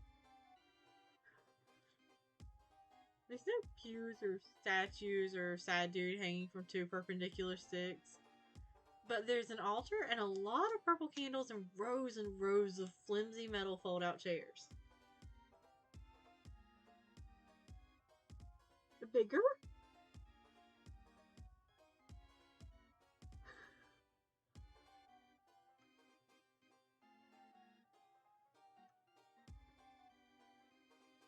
I can, please. I don't think any of that was real words. Look at the orange troll legs. There's a way to like, that's not the button I'm trying to hit. Is this one? Oh, no, it's not that one. No. There's a button to like make the little dialogue box. There we go, word. Go away, right? I just don't remember what it is.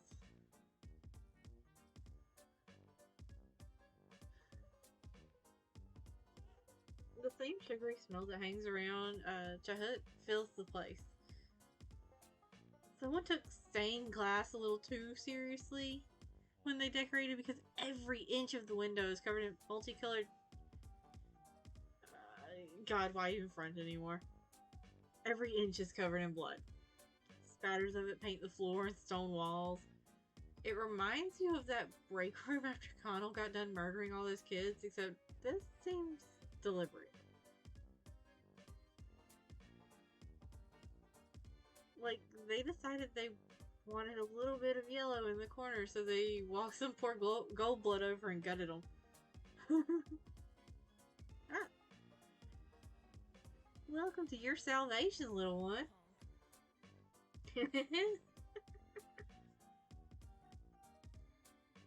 You almost run out.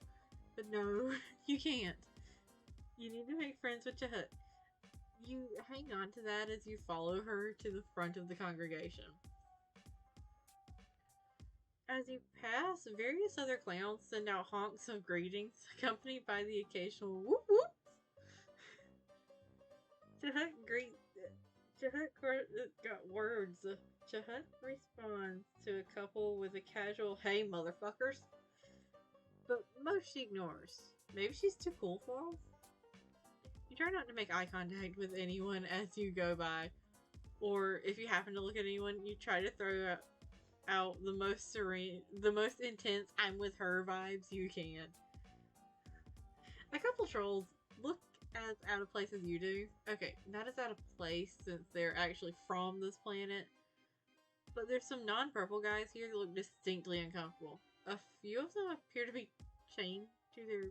Oh shit, they are. A few of them appear to be chained to their chairs. Cool. Okay.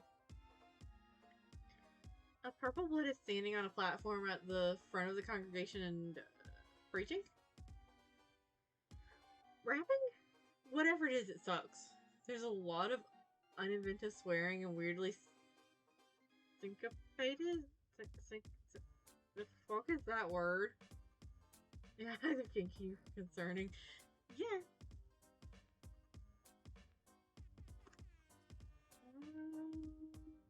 You say this fucking word.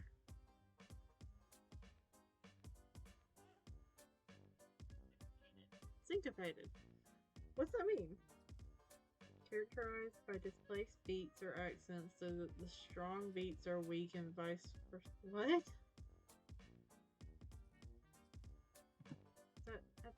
Okay. Everyone here is extremely into it. There's a lot of answering whoops. Fuck yes.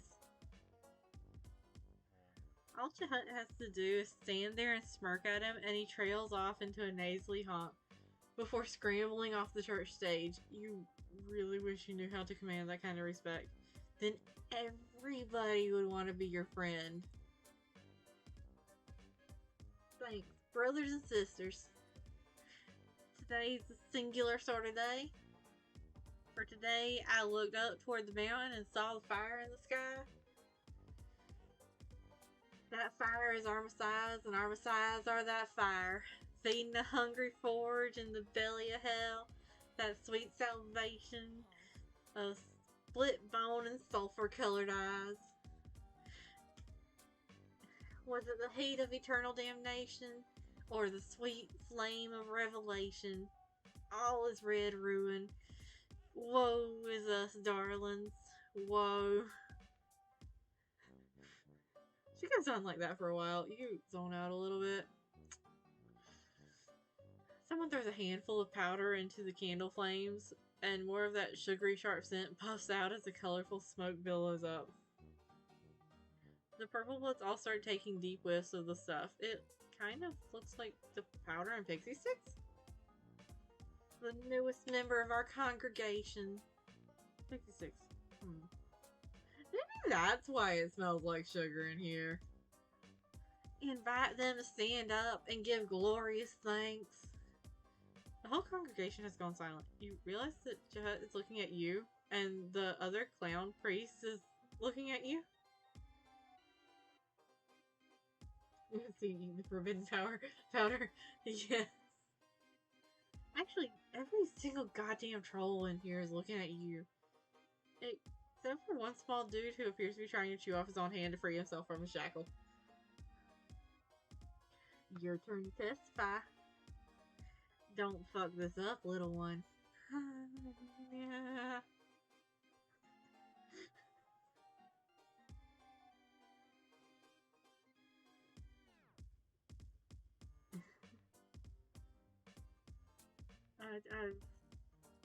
I gotta go with the breach. Oh shit. What they want you to talk? About what? All that stuff Chahut and the other trolls were saying, it just sounded like a bunch of bullshit. So that's what you give them. Just bullshit. Reams and reams of fresh, non-GMO, cave-aged bullshit. Honestly, you aren't totally sure what you say. Maybe some stuff about parting the sea, loaves and fishes, a dome and a rock. Throw a couple whoop whoops in there for effect, hoping nobody accuses you of cultural appropriation. Luckily, the crowd is feeling it. They all honk and echo what you say, even the cultural allusions they can't possibly understand. They take turns swigging Faygo from the communal chalice, passing it around. I forgot about the Faygo. I don't know how, since, like, you can't have this kind of stuff without Fago. Like, it's a necessity. You can't help glancing over at Chahat every so often. Sure, all these weirdos are catching what you're throwing, but she's the one whose opinion you actually care about. She's your current friendship target. She's nodding in approval, occasionally crossing her hands over her chest in what looks like kind of a gang symbol, but it may just be a religious gesture.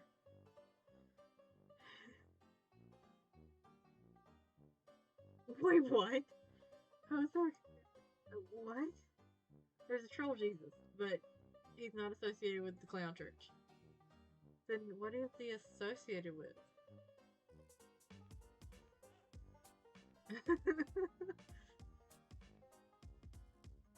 I am tempted to look up Troll Jesus just to find out. I will do that after I get done playing her out.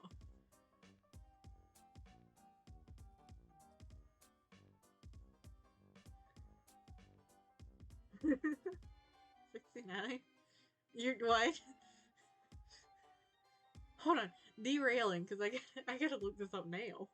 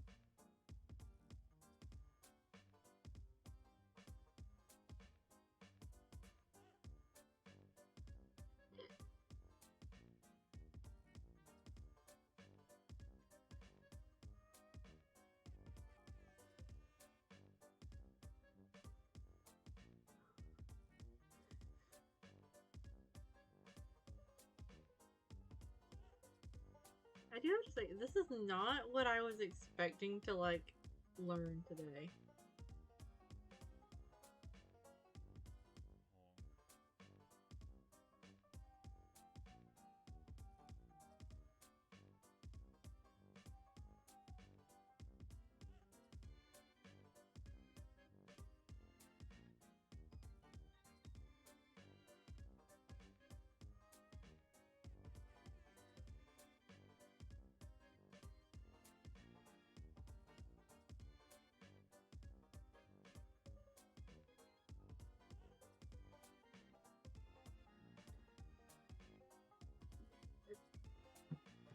I will, I don't know what I will do with it yet. I certainly have fun with that information. You finished with something about foxes and the jaws of the universe, the convergence of fate and the cyclical nature of reality. Time is a flat circle. You think you're actually filled with the spirit. Whatever the fuck that means. It could just be that weird smoke. I knew I didn't make a mistake when I put my faith in you, little one. She pushes several dudes out of the way to lean over you, and you don't feel fear now so much as intense pride. Damn, but it feels good to have 50 clowns honking at you and honking at you for pulling something straight out of your ass. Little one is kind of creepy and you wish she'd stop saying it, but you guess it's accurate. You are little compared to her, and there's only one of you. Come here, darling. Oh, that's an upgrade. Darling, that's friendly. Get up here. Up. How? Two younger purple bloods grab you by the legs. Oh. The church sways around you and you find yourself at clown height, face to face with Chahat. Up close you can see the cracks in her makeup, and it might be the light in here, but her yellow eyes look tinted purple. She pulls you close, one giant claw tipping your chin up. She's so close. She leans in, and your whole body flashes hot. Oh god, this. You brace for those big clown lips. Instead, Chihut clamps her hand over your mouth. You jerk as your air supply is promptly cut off. The clown's holding you up, stagger until you remember that you can breathe through your nose. Wow. Good job, MC. You see something out of your peripheral vision, and then something sticky and cold is sprayed onto your cheek. An acrid stench making you choke. Mmm! You struggle, but the clowns don't let you go. Just spray something on the other side of your face. You feel it sinking tacky and sinking into the skin of your cheeks. She releases you for a moment and switches the can of spray paint to her other hand. What the hell? Is that even supposed to be used on skin? Probably not. Hold still, darling. She takes another can from a nearby troll and paints a line across your forehead. Her own brow furrowing in concentration. You know what she's doing. She's baptizing you, covering you in the paint of her people. You're being initiated. You can hardly believe it. Tears threaten at the corner of your eyes as you realize you are actually becoming part of a group. Someone on this terrible planet is actually letting you into their inner circle.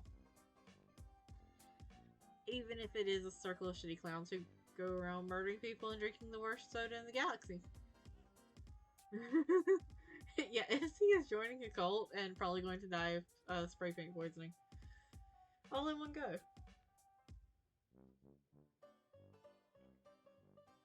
Don't get too overcome now, small thing. I don't rightly even know what you are or where something like you came from, but I can feel the spirit flowing through those alien veins of yours. It's fucking godly, my little one. She said my little one. Amazing. This is so good. Anyone who initiates you into their weird cult definitely wants to get all up in your friendship grill. Chihut paints another line, this time over your nose. The paint is starting to sting. It's paint on your forehead especially. Oh wait, that's not paint, that's... Chihut drops the spray can. She's looking at her fingers. Oh no. You've seen that expression before on someone bluer and much shorter. Deep crimson drips off her claw. After weeks of rainbow blood, your own blood looks strange. Your own blood color looks strange to you. Now that you think about it, it's been a while since you've seen your own blood. Wild. You must be getting better at survival instincts. Precious blood. Precious indeed, sister. The two other purple bloods put you down with subservient honks. All of the other clowns here treat Chihut with a reverence bordering on awe. Is it because she's the oldest, or the largest, or maybe just the most badass? Yeah, that face she's making is great. Your feet barely hit the floor before Chihut takes you by the hand. You smile up at her, happy to go anywhere she leads. Friendship feels so good, especially with people who are bigger and stronger and cooler than you are. Which is basically everyone on this planet, but Chihut is especially strong and cool. You're so busy feeling great about your new elite status that at first you don't realize what's happening. Where Chihut is leading you. It's to a corner of the church that is a little more bare than other spots. Yeah, they did. Like, they did fantastic with the emotions. Also, I think we're going to die. As in, there isn't as much blood. As in, it's the perfect canvas for some fresh blood. Some precious, precious mutant blood. You don't know why Chihut didn't go for you right when you met. Maybe the time wasn't right. Maybe the sight of your red stuff has triggered something in her murder troll hindbrain? Regardless, you get the feeling you're about to be reunited with the color of your blood quite suddenly and thoroughly. Wait, you thought you were getting initiated? Hell yeah. You're an initiate, my dazzling crimson darling. Wait, the double use or a homesick reference? An initiate of the rarest and most laudable power. A blood initiate. A sacrificial beast. You ain't gonna get a better offer than that. Well, when she puts it like that. Nope, you would still rather not die.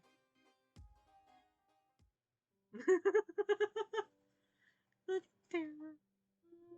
The terror.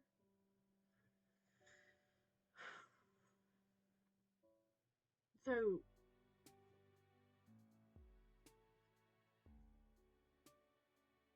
oh, okay. Alright, so I'm gonna start from here and go ahead and get this one. Religious stuff is kind of over your head. Besides, you really should stick with the friend who has a vested interest in keeping you alive rather than the menacingly non-committal clown lady. I mean, you're not wrong. But I really think you should go for the clown lady. All of your recent experience with Purple Bloods have been, well, bad. You're so right! See, Chahut? My friend is no dummy. Chahut's eyes gleam, and for one eerie moment, you think she's just gonna reach down and crush Amicia's skull. Or yank out her windpipe, or some other mega violence, but instead she just shrugs her giant shoulders. Yeah, out of all the time to have self-preservation instincts, it's literally only when someone is looming over you. And somehow that has also never been triggered before. Well, that's what happens when you allow for the democratic process. Lead the way. Crap, that's right. If you aren't going to church, you're going on a final hunt? And knowing Amicia, you aren't going to be duck hunting. Also, you don't think the splatters on Chahut's pants are paint? Well, they are paint, but Amicia style paint. Yay! Come on, quick! I got something to show you. She takes off up the steep hill back towards the train tracks. Oh man, you're seriously not dressed for all this clambering. Yeah, I don't think MC could handle duck hunting either.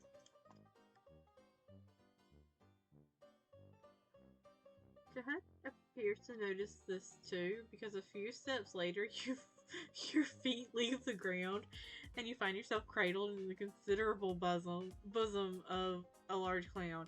Up close, she smells like sugar and blood. Hot. No struggling now, sweet thing. Better pray that I don't drop you. Oh, I forgot. You don't pray. Because church sucks. You don't like this.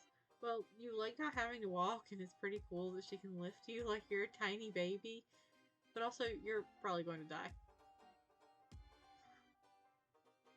You're so busy. You're so busy freaking the fuck out that at first you don't realize that Chahut has carried you past the train tracks to a stand of trees. Yeah, same. Flawless would in fact also smell like sugar and blood. Yeah, absolutely. Oh. Oh no. Ta-da! Amicia gestures like she's a presenter on a game show, but instead of showing you a dope new car, she points to a boy hanging from a rope by his feet. Swinging back and forth as he desperately tries to free himself. John, you are so right! Using traps is a total time saver! I'm all about those life hacks. And other kinds of hacks. Oh, okay. She just swings. She lifts her axe. The troll hanging from the tree screams, and that scream becomes a gurgle, which becomes ringing silence as its head leaves his body, spewing brown blood. It rolls to a stop right at your feet. Oh. Oh god. You've had enough of this horse shit. Why can't anybody on this goddamn planet find an ounce of chill? Amici and Chihut watch you expectantly. What do you... What? Do they want you to kick the head like this is the sports? Give it a smooch? Yeah, rip that person we hardly knew. Yeah. You know what? Fuck this. You turn and stalk off into the woods. This time you are orchestrating your own failure.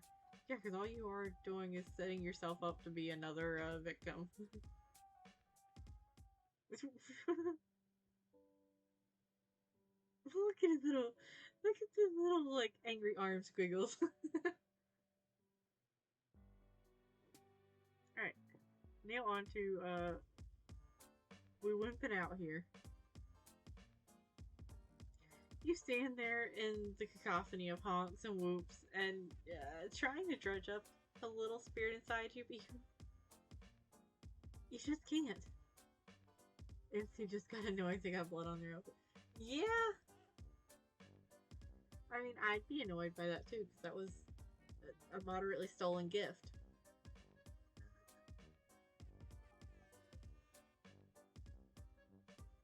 All that noise sounds so much like jeering, and you think you'd have gotten used to negative reinforcement, but apparently it's still enough to trip you up.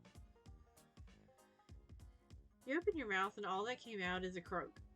You're like a frog of failure. Jehut's big hand lands on your shoulder.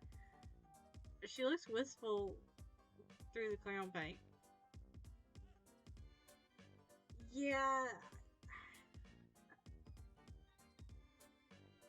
it's becoming less panic, more, fuck this shit. Not again. That's okay, hun. Sit down before you strain.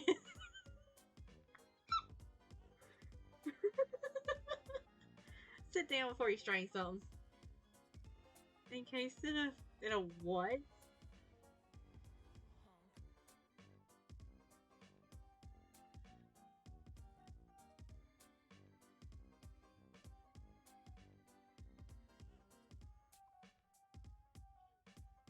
That said fugue?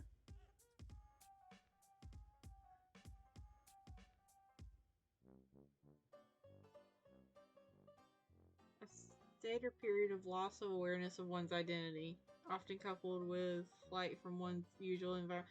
Oh, yeah! I really should have known that, because I remember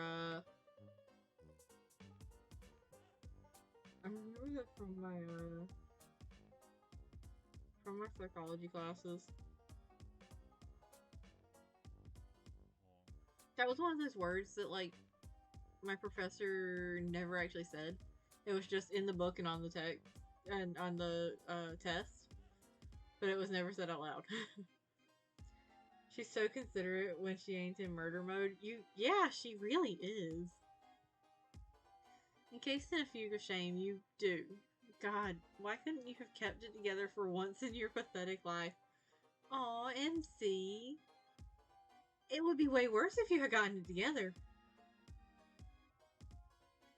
The clown next to you gives you a consoling pat on the knees and offers you a half-empty bottle of Faygo.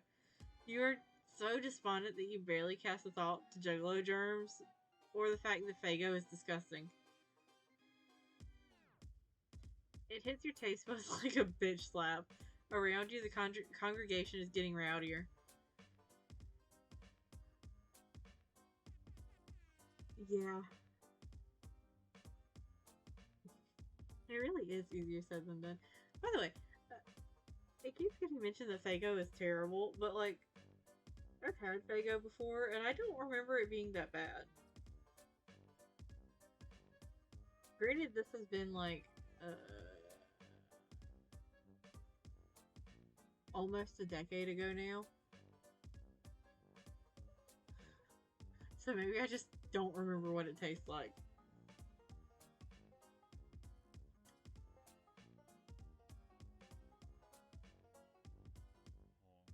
If it tells you what part of like the South I'm in, if I really wanted to, at work, at the lab, I could like take maybe a 3-minute drive to a Piggly Wiggly and get Faygo.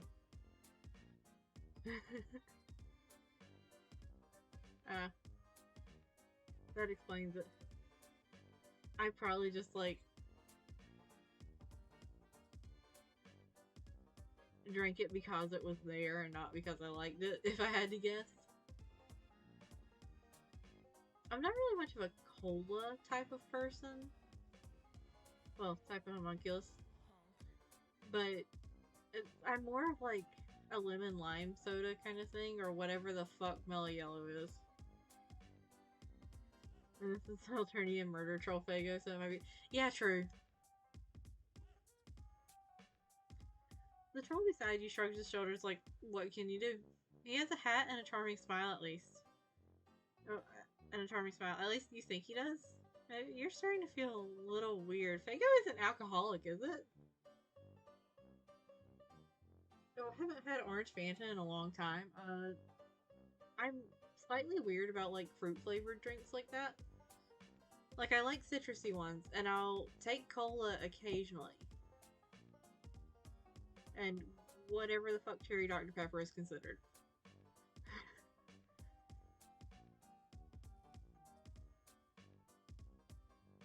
But like orange sodas and grape sodas and stuff like that, I don't usually drink just because it feels like it has a very strong flavor.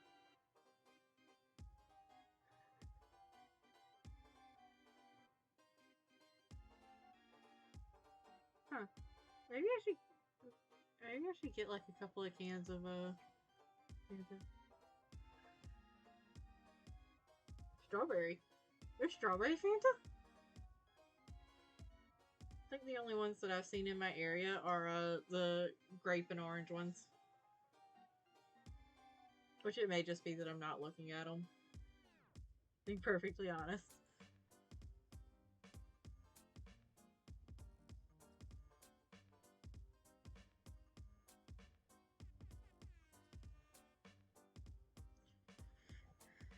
I would go easy on that stuff if I were you, the troll says. His hand hasn't left your leg. In fact, it's moved from your knee to your thigh. The first time is always rough.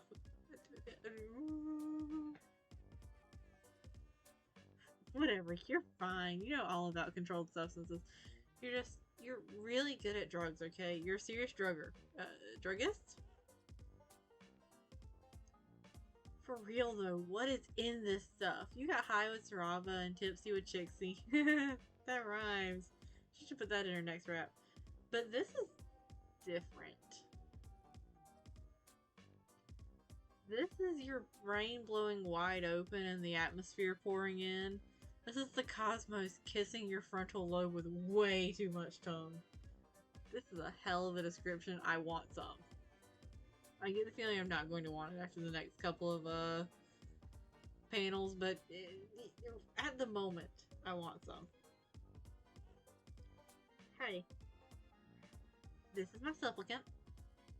Maybe find your own. Jahut is standing next to you again. She removes the clown guy's hand from your thigh and extricates the bottle from your grip. Hey, you weren't done with that. On the other side of the church, someone throws another handful of colorful powder onto the fire. More smoke billows up and you feel another wave of dizziness. Maybe it's the interaction of the Faygo and the smoke? Is that how science works? Such bad form. Says the troll who'd given you the Faygo. Bringing an alien to your last massacre. Would think you had no respect for your messiahs at all. Ooh, somebody asking for a fight. I think, brothers and sisters, that I might agree with that. A voice rings out across the church. At first you think it's that it's in your head, the product of whatever weird soup all the competing substances have created. But everybody else uses it too. Oh, those are fangies. I thought that she just had it. That she just had like red face paint or orange face paint, like below her mouth. But no, it's her teeth. That is awesome. Jahat grows rigid beside you, her big vicious mouth stretched into an O of shock. The congregation falls to its knees in a clattering wave. Seriously, you never heard a crowd of people go quiet so loudly. Chairs are kicked out of the way or knocked over. Kneeling down, Jahet's head comes up to your chest. She and the clown in the hat each push down on one of your shoulders. Motherfucker, get down! You hit the deck. You half expect the blood spatters to seep through your dress, but it just crusts and flaky and dry underneath your knees. You... Sister. Is that your alien? Where the hell is this voice? Is that voice coming from? It's deep and gravelly and probably male.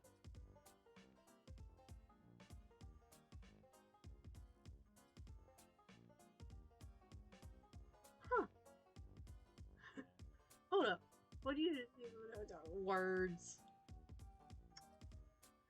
What you'd initially thought was one of Remele's knockoff paintings hanging behind the altar turns out to be a screen, which is now turned into a gray silhouette with horns.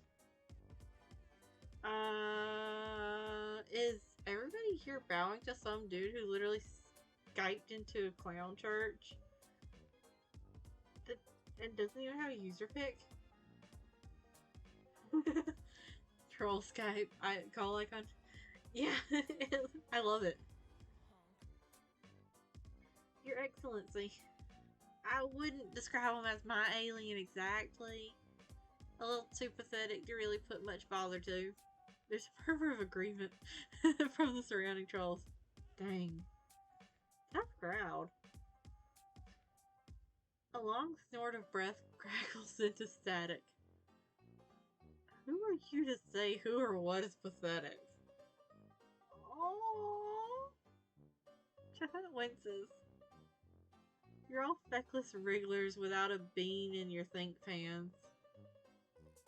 All of the low bloods in here look absolutely terrified, which is nothing new. But for once, they aren't the only ones. Everyone here is afraid, the purple guys included. You, come closer, little heretic.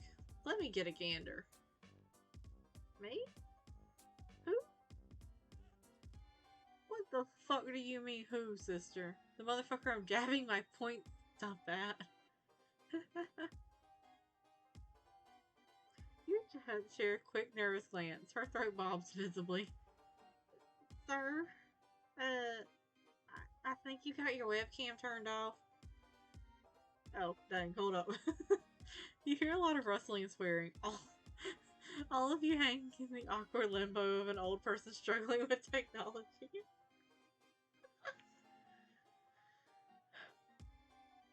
The screen flickers and you can just make out a pair of hulking shoulders. Sir? You've got the light behind you. Never mind the light, motherfucker. You, the hornless one in the rumpus robe. Come closer, child. Oh, you. Of course it's you. Being the main character is exhausting. You move closer to the altar, although you aren't actually sure where the camera is. This guy is someone. You'll be able to tell that even if everyone in here wasn't bowing to him. His voice has a certain quality to it. That's close enough. I'm not trying to look up your sniff nub. Child, you got any notion as to who I fucking am? No! None. Except that he's possibly important. It's not really a good time when important people get interested in your insignificant ass. I decide whose ass is insignificant in this house, you comprehend? Sure. Sir. Excellency. People theorize this person as the Grand High Blood, the head of the Cleon Church, the second most powerful person in the Alternian Empire, and has been around since long, long before adults were banned from Alternia. Oh, interesting. How long have you been rambling amongst my brethren? At least a couple of weeks. No more than a month.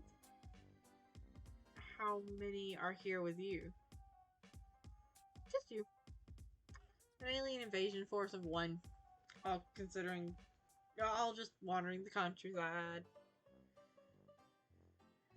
And still pulling in oxygen. Fuck words. Oxygen. Who would have thought someone would have picked their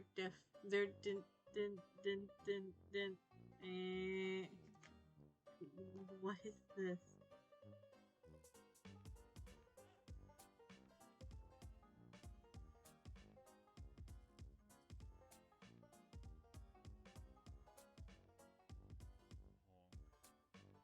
Arrangement or condition? The okay. Understood.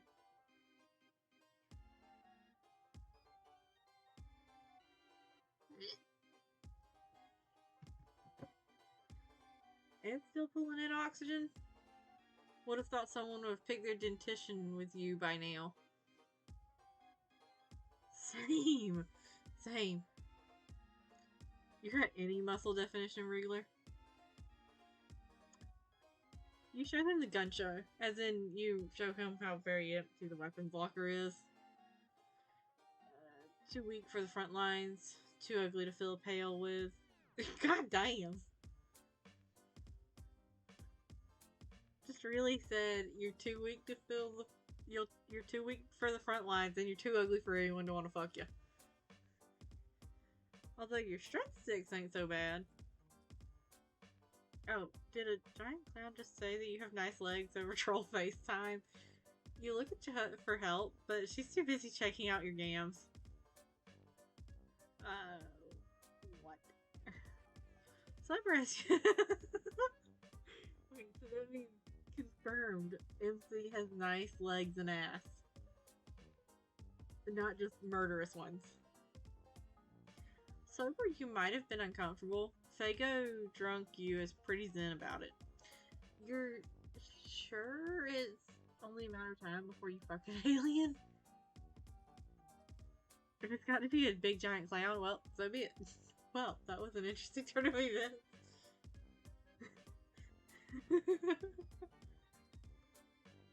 MC has officially gone from I just want friendship and nothing more to, well, it's only a matter of time before I fuck one of them. Shooting high, aren't you? Now you just feel silly. You assure this guy that you aren't really after that kind of stuff. There's only one thing you really, truly long for in this world. And what's that, child? Power? Well, the right to keep living. Yikes. You realize that everyone in this goddamn church is looking at you, waiting for your answer? Shanette looks like she wants to grab your shoulders and shake you. Jeez, no pressure. Friendship, you tell him. He laughs long and hearty at this one. You weather it stoically. You. Bigger and significantly more attractive motherfucker. Jahat comes to attention. What's your cast name, child? What? That's...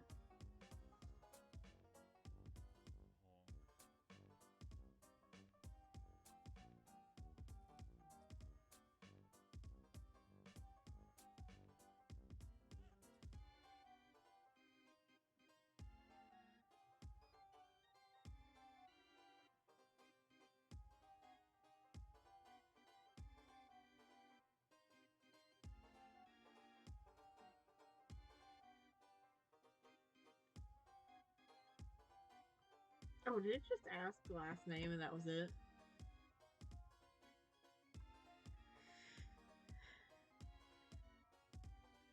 Mina? I'm guessing that's how it's said. Excellency. Sorry, I spent so much time trying to, like, wrap my mind around how to pronounce that. If I understand rightly, you are about to undergo the ordeals. Chahut nods. She looks a little seasick. You're not sure what the ordeals are, but everything about them sounds bad, including the name. Maybe you're shit shot with this one right here.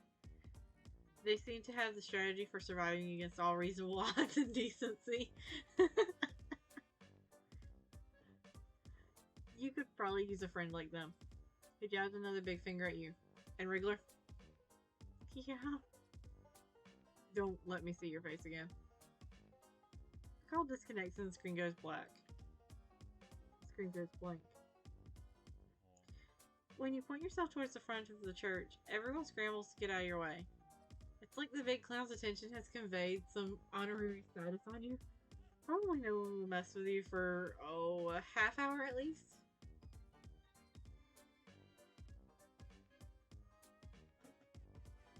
Huh.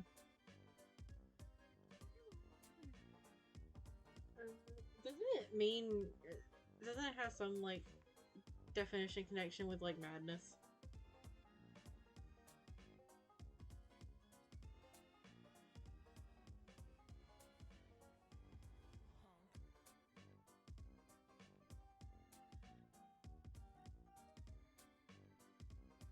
You aren't really going anywhere. You just need some fresh air before you pass out. Made it? Okay.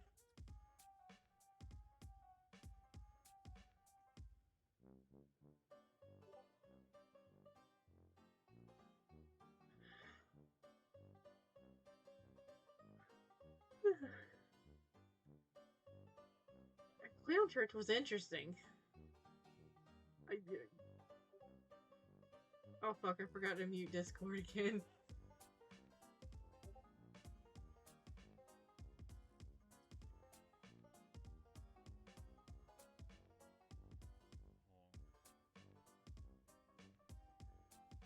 Clown Church was interesting. Almost got very felt up by a random ass clown.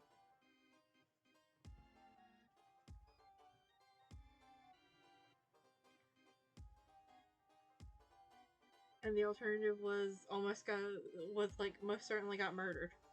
So I liked it. You weren't really going anywhere. You just need some fresh air before you pass out.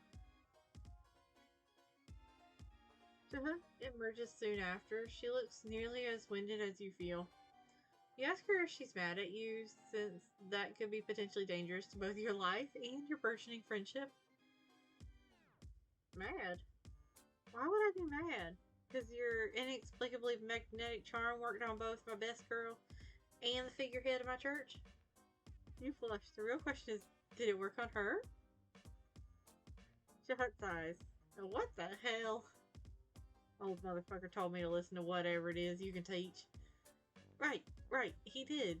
That basically makes the two of you friends by theocratic degree.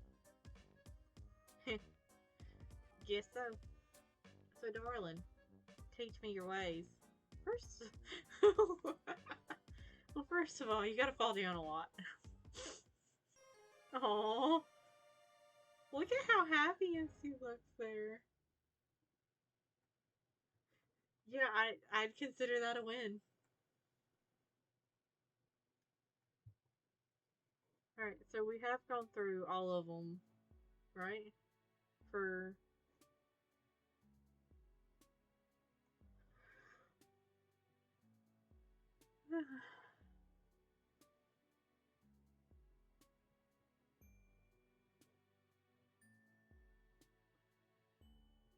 I am going to, like, browse through.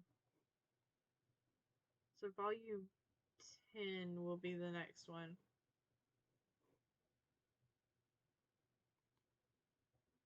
I'm intrigued by this one here.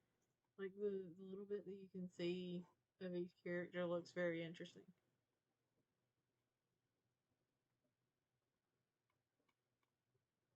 Volume 10 will be next. Okay, good.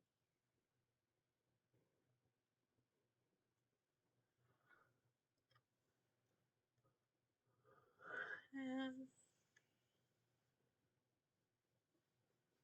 I swear these HIVESWAP streams are slowly getting longer and longer, and I can't tell if it's because I keep getting off track or if the like actual routes are getting slightly longer every time. I'm not mad about it. I just the first one was like what, barely 2 hours long, if even, and now it's 2.5.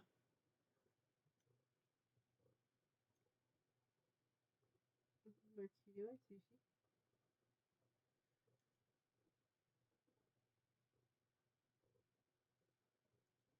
Overall, I do have to say, Chahut was a character that I really like. Not just because she's big and buff and could definitely crush me.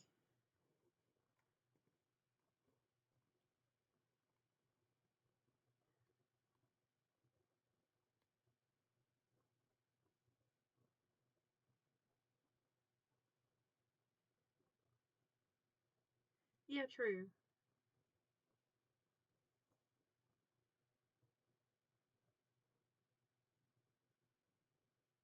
It doesn't feel like we're halfway through.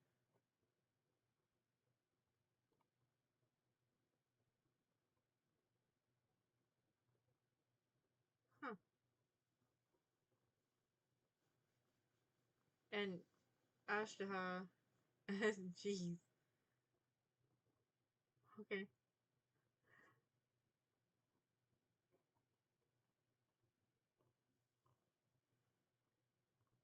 Well, I think that'll be it for tonight. Because I very suddenly feel like I'm about to just like fall asleep in the chair.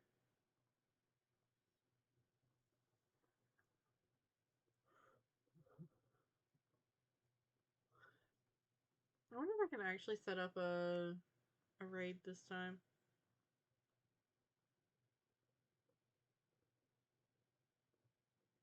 There is an epilogue, but it's only like 10 to 15 minutes. Let's see. Can I drag?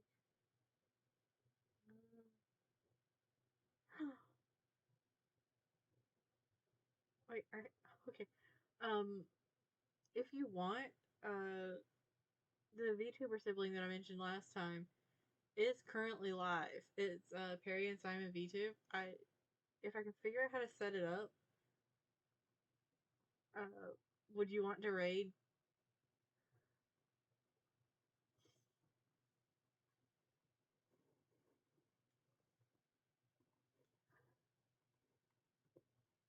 All right, let's see if I can figure this out. Start. Okay. Yeah. Like 90 seconds from now, we'll just be like launched into it. I should probably check and see if this ends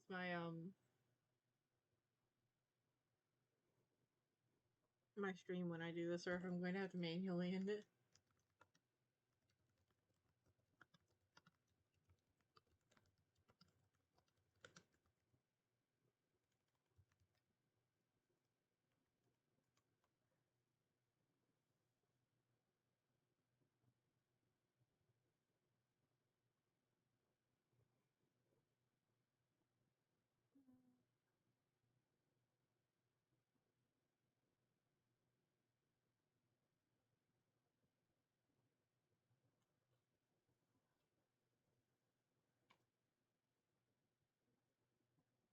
Oh,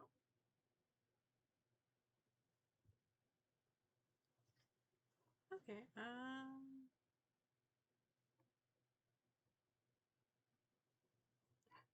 Oh, hiccup. Um, this is the first time I've ever done. Oh, like 2 more seconds.